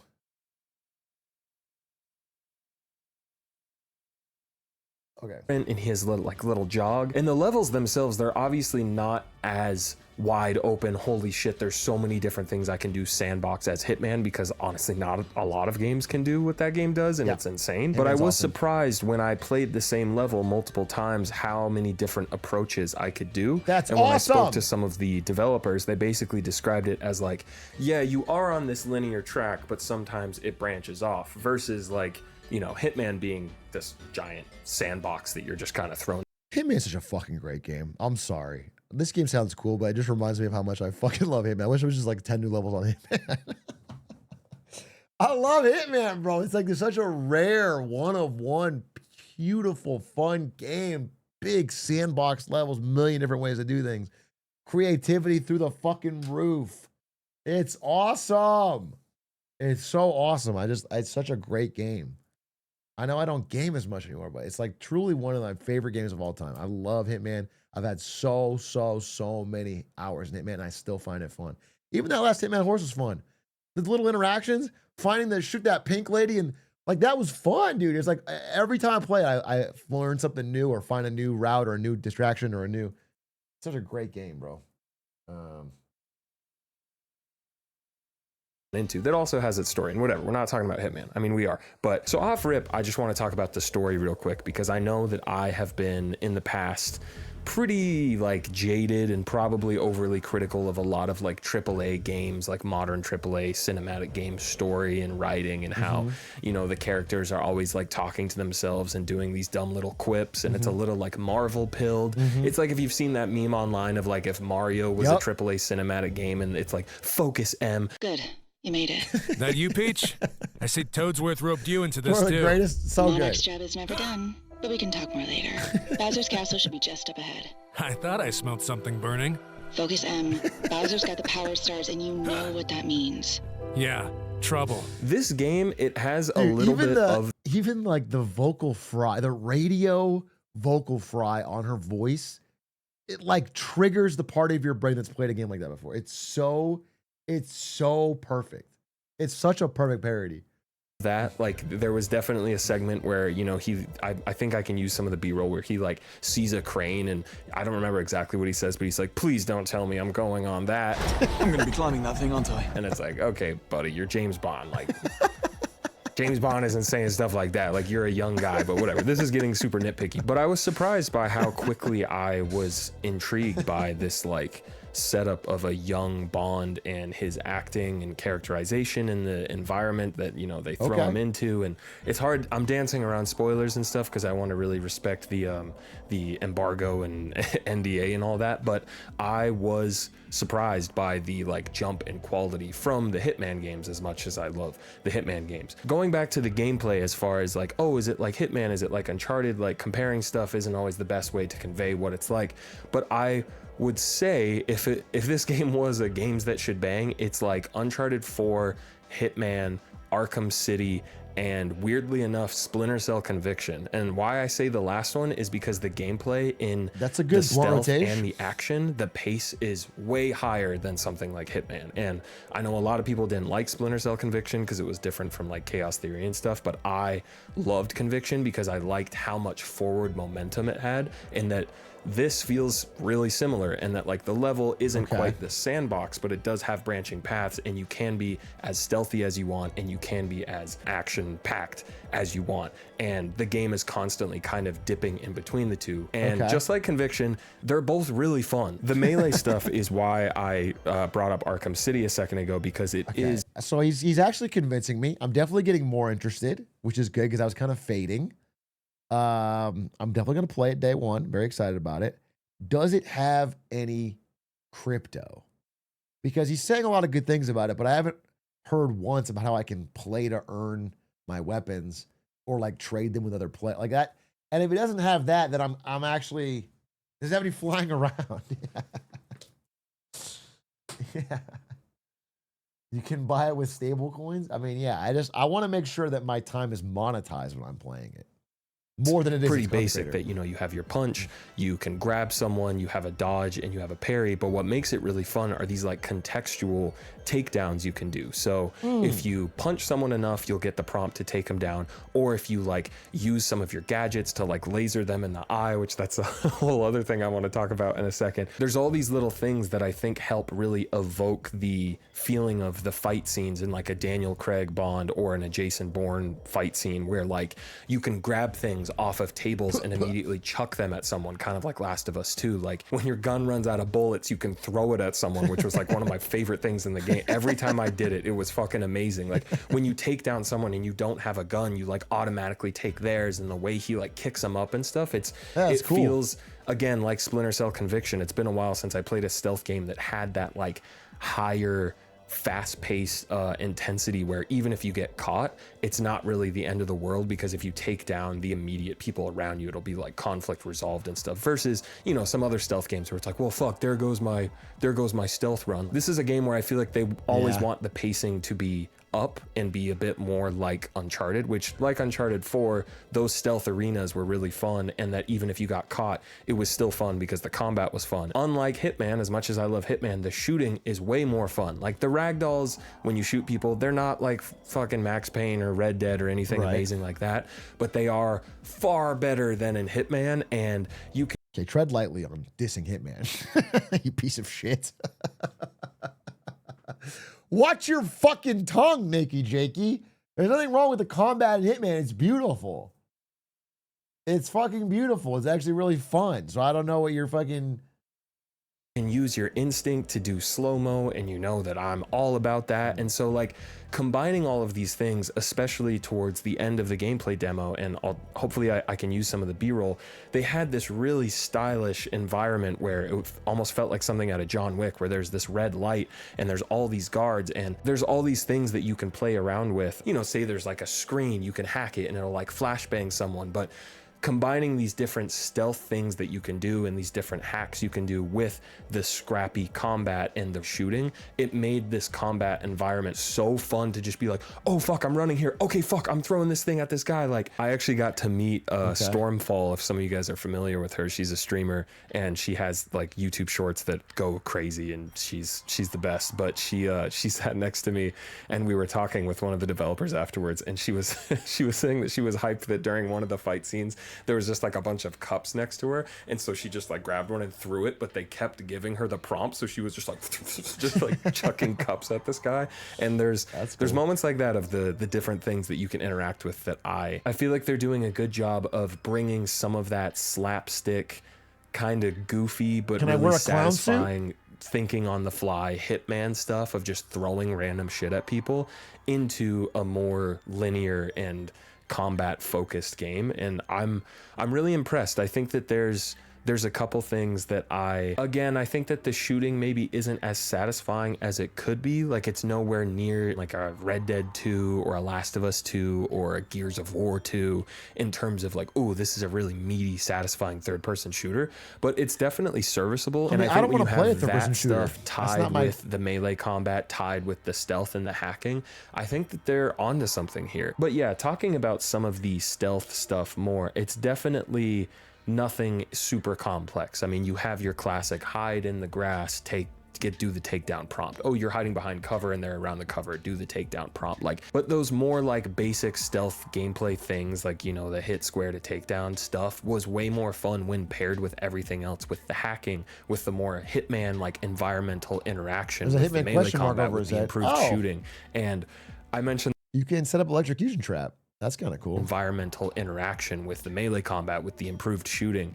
And I mentioned the watch a bit ago. So basically, I like this from like a Bond standpoint, that it is like a watch in the UI. That was a nice touch. But these are basically your resources. It's like your instinct that you can use for slow-mo, that you can bluff, which that's something that, oh man, I almost forgot to talk about this. The bluff feature is amazing. Like, basically what it is that like, if you're caught in an area you're not supposed to be in, you can use some of the instinct, like lightning bolt resource, to bluff and just convince that person that, no, I'm supposed to be here. But the couple of times I did it, it was always really entertaining to see what Bond would say. Oi, have you seen a woman? One of the suspects.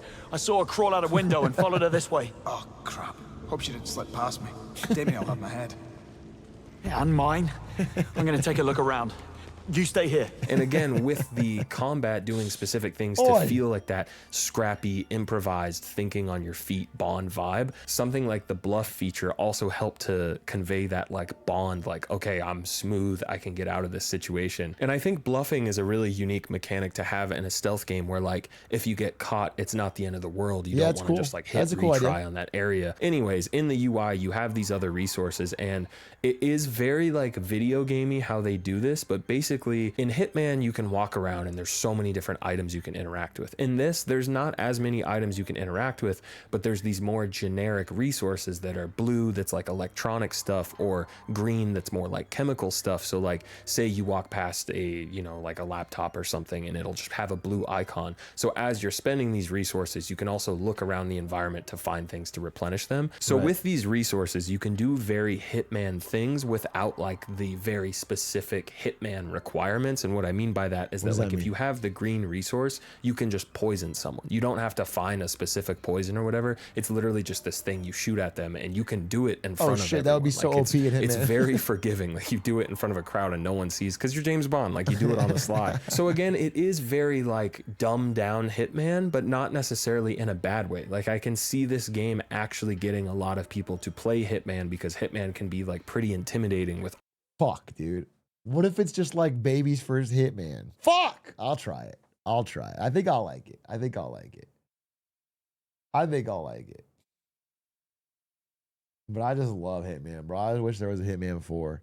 You know what? I'm going to buy this game twice and I'm going to promote it because I want it to sell well so they make a Hitman 4. I'm playing the long game, folks. Any way I can help them make money.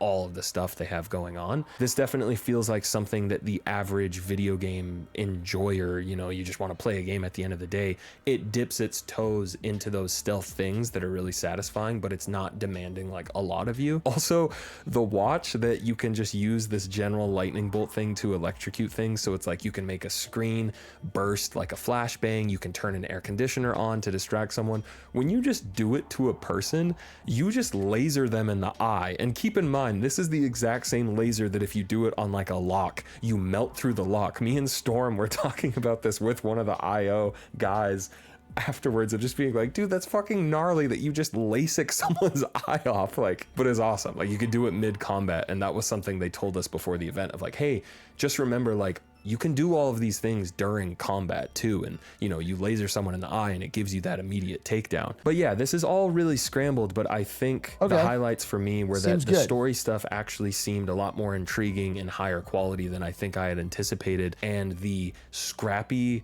combat mixed with the stealth was really fun. Like the slow-mo shooting, plus when your gun runs out of ammo, you can use it as a melee weapon, or you can throw it at someone, you could shoot him in the leg, do a takedown, zap another guy with your watch, do a takedown there. There's a fucking parry, you know I like that. There's a dodge. Like, all right, NakeyJakey, I get the gist. It seems good. I'm excited for it.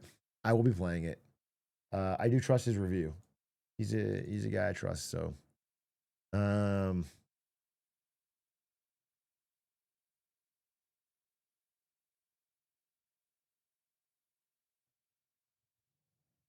when does First Light drop again? That's a good question. I think it's in like 1 week. When does 007 game come out? May 27th. Exactly 1 week. Wednesday of next week. Cool. I mean, unless NakeyJakey was paid shill, and on Tuesday we find out that it is dog shit reviews from everywhere, I'm gonna buy it. I'm gonna buy it. I'm gonna play it. I'm gonna beat it. I'll fucking beat it. Why not? I got no other games to play right now. I think let's commit to beating it. NakeyJakey has been compromised by APAC. Play it early by pre-ordering it? Wait, what? If you pre-order, you can play it early? Oh yeah, you get 1 day early. Okay. It's not that I don't want to pre-order it. It's that 1 day early would be Tuesday, and Tuesday is podcast day. But fuck it, I'll pre-order it. Pre-order this shit. We'll just play it. I mean, that's an easy stream to go live for. If I don't have to think, I can just play a game. 007 First Light. You are getting pre-ordered, my friend. 007 First Light. Add to cart. View my cart. Continue to payment. For PC? Of fucking course for PC. You think I'm giving up on PC gaming for James Bond? Would you like a Homelander Hitman style video game? What does that mean? Then I swear to God, some of y'all just Mad Lib shit to get my response. You just take topics we've mentioned and you just smush them together and you throw it's incoherent. You're not thinking about what you're saying. You're just saying trigger words. A Homelander Hitman style video game. How does that make any sense? He's a superhero that can fly and shoot lasers from his eyes. It's very flashy and very public. He doesn't change disguises. Would you like a Monkey Ball Thomas Massie style video game? Kill yourself in Minecraft, bro. I swear to God, jump into the fucking Ender Dragon's pit in Minecraft. All right, I got the game. It's pre-ordered. I can play it early. I'll play it when it's available. I'm very excited to play it. I do hope the Hitman parts are as juicy as the Uncharted parts. And if so, I'll be happy. I like Uncharted. This actually could be a great game. I'm just a little worried that it'll be babies Hitman, babies Uncharted, and that's not going to be that fun for me. But the story could also be good. I also like James Bond. Dude, my brother and I quote Pierce Brosnan and Craig era James Bond all the time. We grew up on that shit. I might love this whole thing. Maybe I'm just jaded protecting myself from getting my hopes up. Because the last time I got really fucking excited for a game was probably Cyberpunk, right? What was the game I got really excited? The only game that I've been super hyped for that didn't let me down was fucking Silksong. That was incredible. And Slay the Spire 2, that was also incredible. Both of which did not let me down at all. They were actually awesome. Elden Ring? I wasn't super excited for Elden Ring because I don't think I played any Souls games till after Elden Ring. Did I? Was Sekiro before Elden Ring? Maybe that was the only one I played with Sekiro.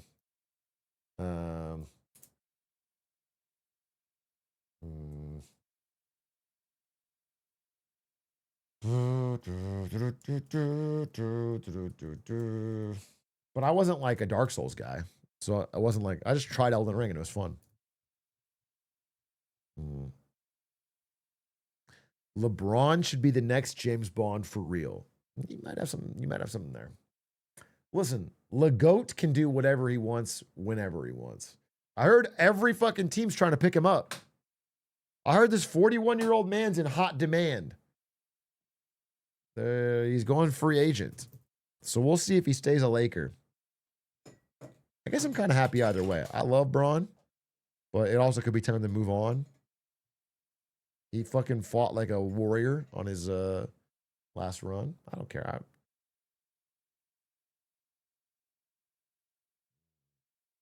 You should pick him up for Lemonade Stand. Dude, can you imagine if Lemonade Stand was me, Doug, Aiden, and LeBron? Just chopping it up about politics every week? How fire would that be, bro? That'd be so peak.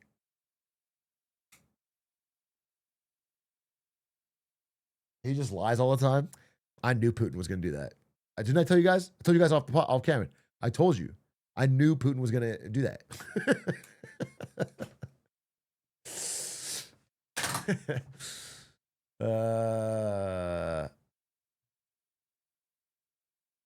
If LeBron retires, who would your new NBA GOAT be? What do you think GOAT stands for? I want you to answer this question. What do you think GOAT stands for? Do you think GOAT, I'm talking about the animal? Do you think it stands for greatest of right now, currently in the NBA today? Greatest of all today. My GOAT would not change because LeBron retires. That's not how GOAT works. I think he's the greatest basketball player of all time.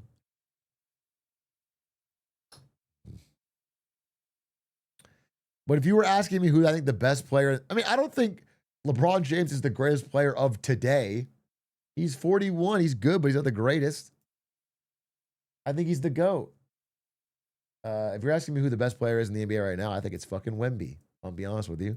He didn't win MVP, but I think he's the greatest player alive right now. I think it's fucking Wemby. Two-way, bro. Offense and defense both matter. And if you're talking about just offense, I think it's Luka.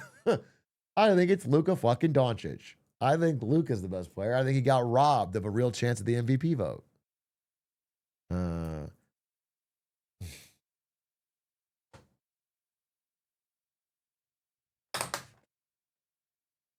And I think if we had a fucking burger eating contest, Luka would dominate and no one gives him credit for that. I don't think anyone in the NBA could eat a burger as fast as Luka. It's obviously Kobe Sanders. I do think Bernie Sanders, if he ever gives up politics, could be a bench player on an NBA team. I think Bernie Sanders is a walking bucket. He's not good on defense. He's a little slow. He gets bullied. But he's a walking bucket. He's a Luke Kennard type. You get it to him, and he's a locker room presence.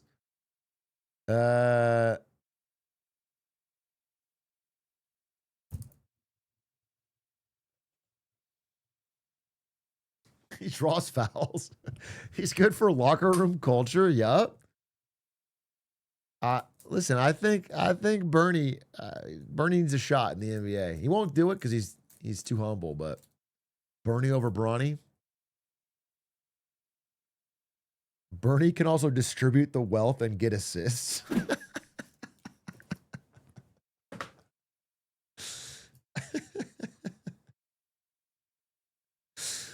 I will say, no drama, but I have played basketball with one other known socialist. Ball hog. Didn't distribute the wealth at all, bro. Ball hog. That's all I'll say, bro. Drama. What else was I going to do today? I have a presentation about, there's a little teaser for the live audience, okay? There's a teaser for the live audience. I want you guys to blank this from your mind because I think it's interesting and I want you to come back with discussion points. And also, it's like this is actually going to cause some drama, I bet. But here's the truth. This is my soft launch of it before it becomes a clip. Students, here's what I'll say. I think ADHD and anxiety and depression are all, of course, real. But there is an epidemic of wealthier students faking these things to get more time on standardized tests. They are doing it all the time. I just want to tell you, they are doing it all the time. And there is an epidemic of SAT cheating being done and a massive over, what do you call it when you prescription? Over diagnosing of these things. And a lot of it is used to give a wealthier student advantage on standardized tests, and it works. And so that's my topic for tomorrow. I'm not going to do it today. I have a presentation on it. I think it's very interesting. I have stats. But if you have stories or thoughts on that, please bring them tomorrow or send them to me on Discord. Legitimately, if you have a story that you want to anonymously tell about this, please send it to me on Discord. I want to put it in the presentation for tomorrow. I think it's a very interesting topic. Did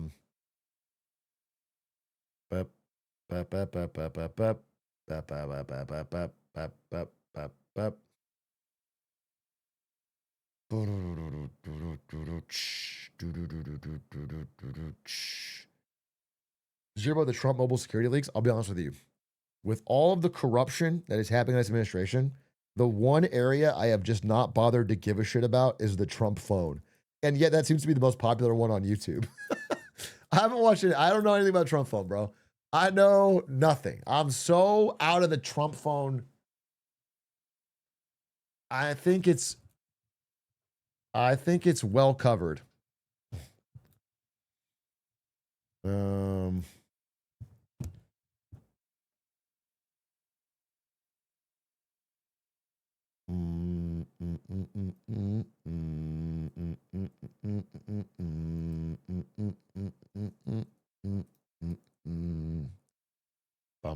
What up, fish sticks?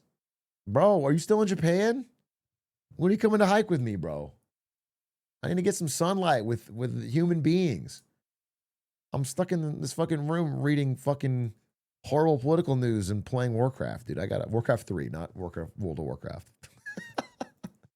I'm like a drug addict. It's not heroin. It's cocaine. No, I'm not playing fucking World of Warcraft like a fucking degenerate, bro. I'm not a fucking psycho.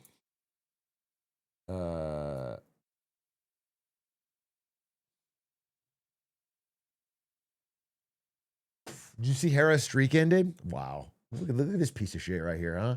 Kicking a man while he's down. Yes, dude. Hera lost Age of Empires because he won Warcraft 3. It's gonna hurt your ability to practice when you do fucking 1 month of pure grind for a different game. But yes, Hera's like 4-year streak of never losing an S tier tournament has been brought to an end. By the way, his last one of the streak being Red Bull with that amazing finale is kind of poetic. But here's the only bad part. I gotta tell you the truth. Here's the honest truth. I was gonna challenge Hera to a Warcraft match because I think I could fucking smoke him, I'll be honest with you. But now I can't do it because he's sad about losing Age of Empires and it feels like I'm a piece of shit.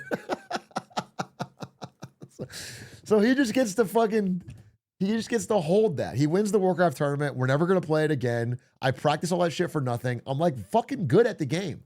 I literally have gotten so good at it. And I can't, it's just what a waste. What a waste, bro. He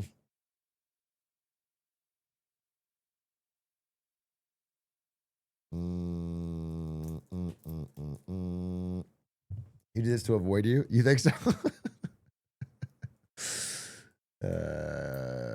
100% could beat you at StarCraft? I mean, if you're a StarCraft player who's grinding it regularly, you maybe could. If you're an average person, no, I'm fucking Slime did this to me on stream. If you're a rule that you remember this, Slime was playing StarCraft all the time, and I was like, bro, I played back in the day. I could smoke you. And he's like, no, you couldn't. I'm playing all the time. And then he challenged me to a money match, and I played off race. I don't even play Terran. I just played Terran. I 3-0'd him on stream for money. It was so good. I think there's still a highlight. Those skills don't go away, bro. I was good. StarCraft 1. No, we played StarCraft 2 for that show match, but StarCraft 1, I think there's nobody in this chat who could smoke me in StarCraft 1. Because you haven't played it. Like you'd have to have been there.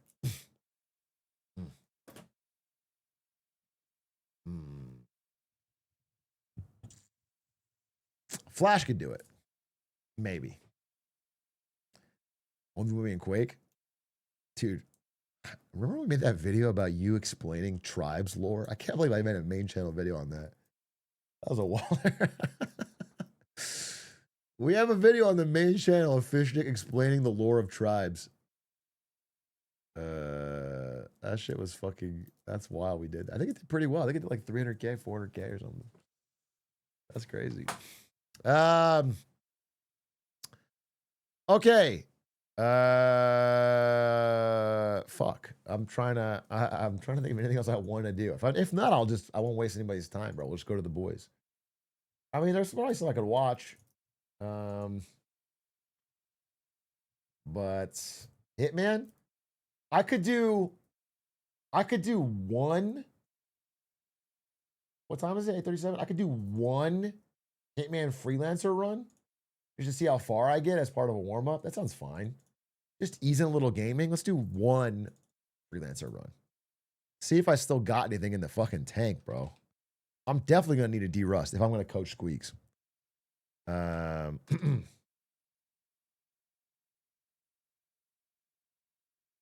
freelancer run. Ba-ba-ba-ba-da-ba-da-ba. I just wonder how many snipers I should bring.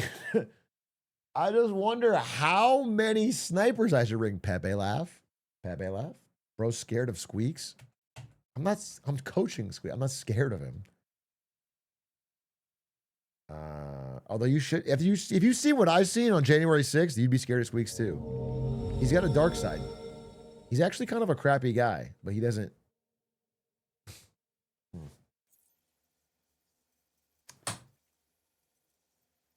He definitely keeps that. You saw because you were there too? I mean, yeah, I was there, bro. I wanted some of the slush fund that I knew was coming around in 5 years. I didn't go to January 6th for the politics. I went there because I knew the president would eventually win re-election again, then turn his IRS audit into a $1.7 billion slush fund for people who protested on January 6th. And so I wanted my cut because that's a real fucking thing that happened in this country. Whoa. No!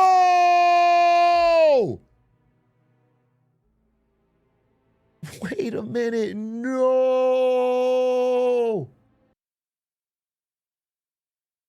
There's a fucking sick Hitman First Light pre-order bonus, but I pre-ordered it on Steam!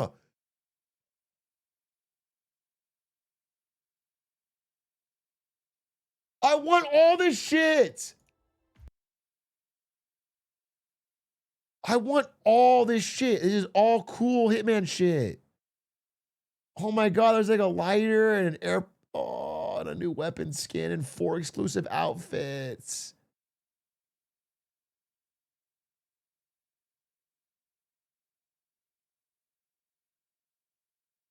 This is fucking cool. Maybe I can contact them and get it. Refund, bro? Yeah, but I mean, maybe. I guess I could go refund and then buy it again. But also, I want to buy it on Steam. I want the credit for it on Epic Games. But I want to own the game on Steam.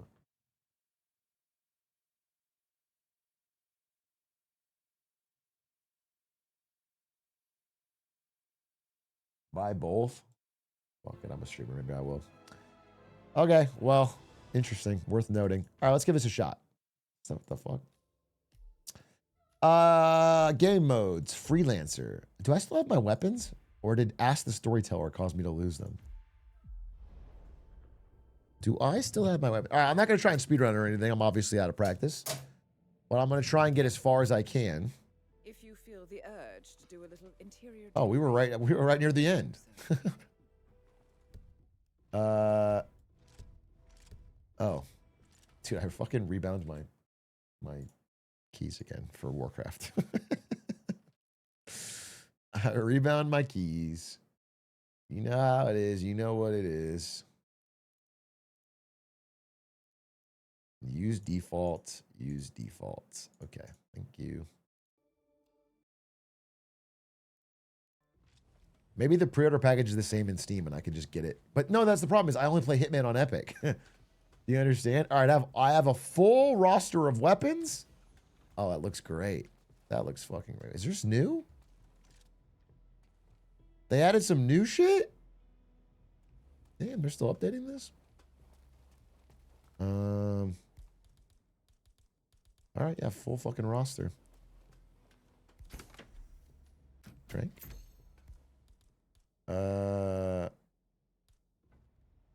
Okay. Well, let's abort campaign and start again. Let's go.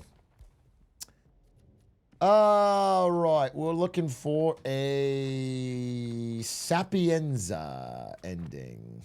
Mumbai, New York, Sapienza. That seems like right up my alley. Don't want to even think of skipping that. Boom. Oh, wait. I don't want Sapienza. Wait, what? Dude, I'm fucking washed, bro. I don't want sappy fucking Enza. I want Mendoza.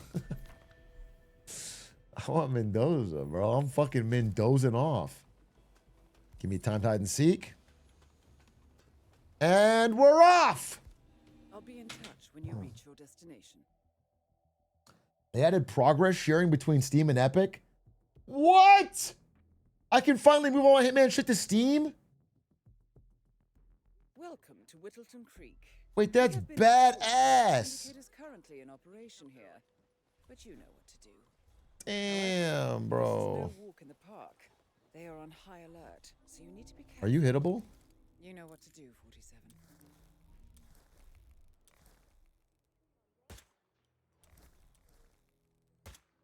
Nope.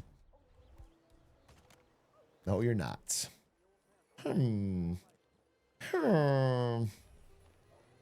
Look at you. Wait. No, you're not hittable. We're going to sneak in. We're going to do it all quiet like. Where's my trank? I didn't bring a trank! Okay.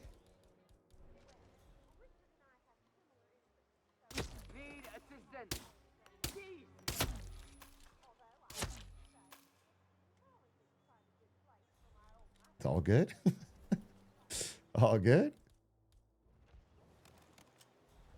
Those three are non-connected to other guards. Hello? Oh, you would end up here anyway,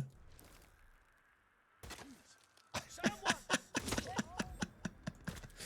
You ever miss a point fucking blank shot with a sniper in a window? Zoomed in? You ever done that? That's beast. Oh wait, I'm on a timer here. I'm on a timer. Relax. I got a nice minute left. No one's here.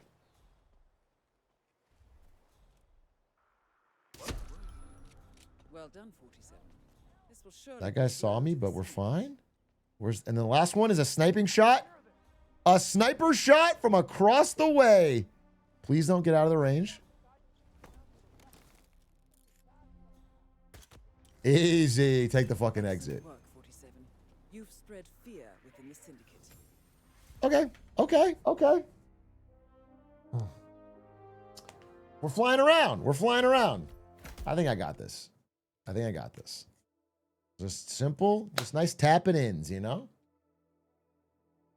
Are we the hard part of this really, you know, is the routing on the fly. Like you're supposed to be able to like instantly look at the map when you're speedrunning and like figure out how do I get all these guys efficiently. We'll take time. Safe journey. Category wrong? Oh, I'd love to change that. Did I miss the Massie talk? No, I'm doing it right now. I'm doing the Thomas Massie talk right now while I'm playing Hitman. It's like one of those old school Call of Duty commentary videos where I give you thoughts on my life while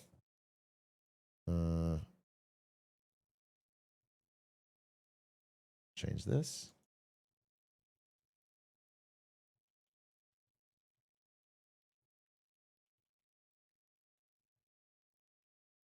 One run only. This is one run only. Either we make it or we don't. Welcome to Paris. Okay, we're on a clock here. We're on a timer.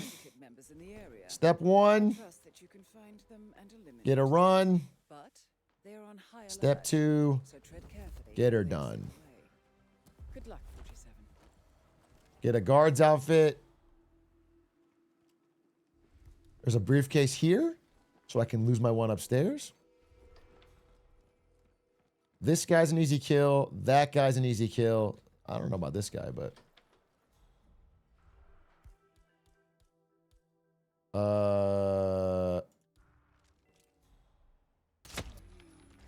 Keep going. Syndicate member eliminated. Oh, fuck. Oh, I'm stupid. I'm so stupid. I'm so stupid. What the hell? Command, we've reached the safe zone. Okay, remain. Check the Oh, shit. damn exit. Understood. Right there! Knocking people out like that?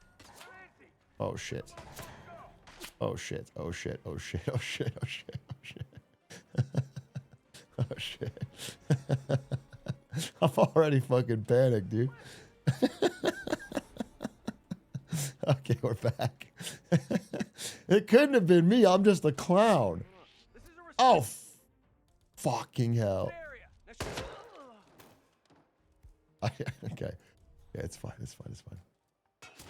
I'm hit. Ah, you bitch.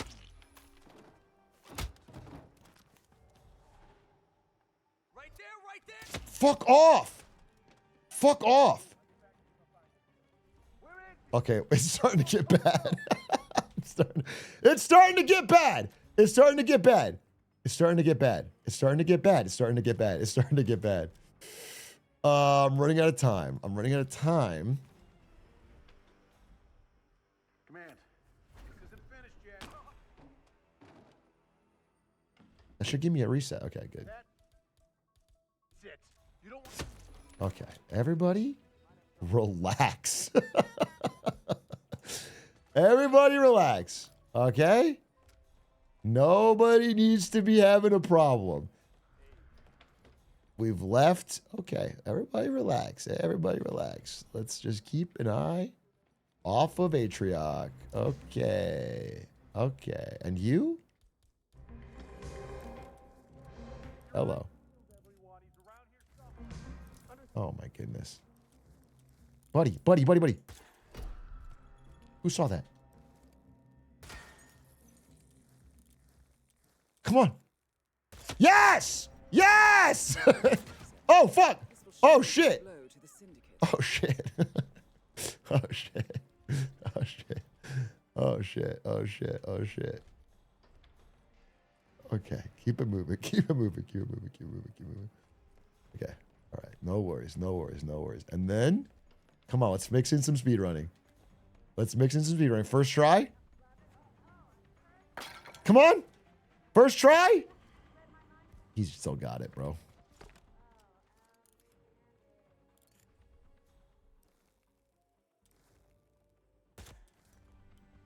Excellent work, 47.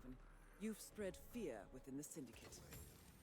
You should get back to the safe house. I'll contact you later. Hold up. Hold up. Juggling my gun. Easy money! Easy money, easy money, easy money, easy money. In and out. Like a demon's whisper. Like a polar bear blinking in a snowstorm. It's like I was never there. There's no evidence that anyone was ever even entered unlawfully. Holy shit. Holy shit. Some sort of ghost. Okay, showdown. Showdown in Mendoza. Prepare for your next assignment. Oh, fuck, dude. Really? We now know the current whereabouts of the syndicate leader. Really? Okay. Okay. Fuck me. Provided you with new intel.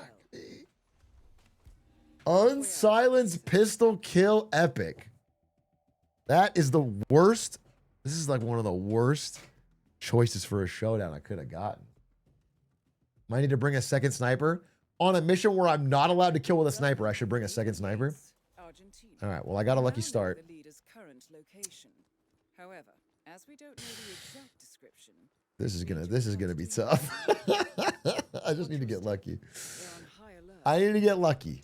Chat, can you just praise for me for 1 second? I need to get lucky. They are here to attend a business meeting. We also have the following description on their looks. We know that they have red hair. Red hair. They are wearing earrings. They are wearing a hat and wearing a necklace. Red hair, earrings, hat, necklace. Suffers from That guy looks like dehydration, red and hair. They see themselves as a foodie. They're a foodie. These tells can be used to your advantage. Red hair, earrings, hat, necklace, foodie. I mean, this guy's eating. Red hair, earrings, hat. Necklace. Yeah, fuck it. Wait, let me find out where he is again. Right there. Okay.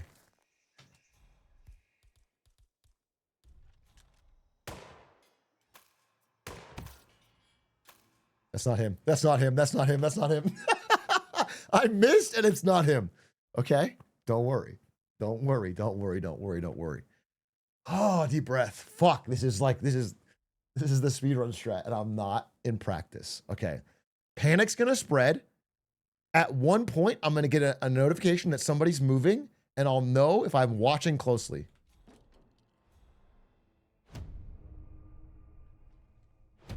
There it is. Your target is trying to get away. Move. Fuck yeah. Fuck, he still got it. Oh, shit. What? What?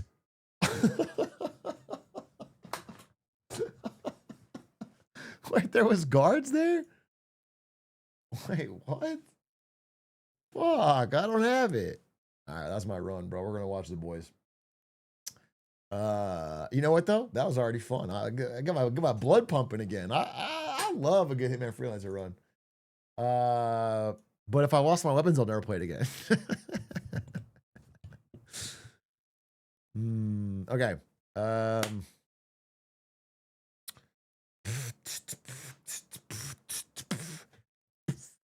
Actually, let's just check, right? Can we just fucking check? Did I lose my weapons or not? Did I lose my weapons or not? Because that was a full roster. That was the best. I had everything. I brought a sniper I couldn't even use. I had the best sniper.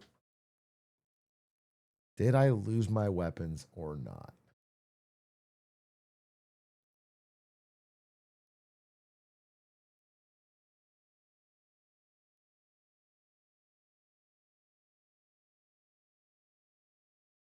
Can I come over for dinner, big bro Brandon? Well, it's 9 p.m. and we already ate dinner, so unfortunately, no. That was the only reason holding me back, though.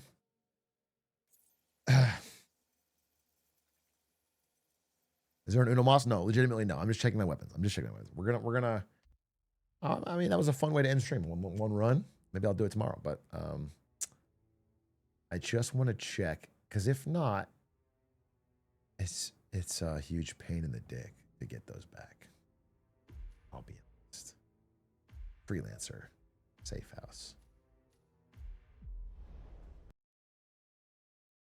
Watch with me, chat. When I wake up in the hospital bed, I lost my weapons.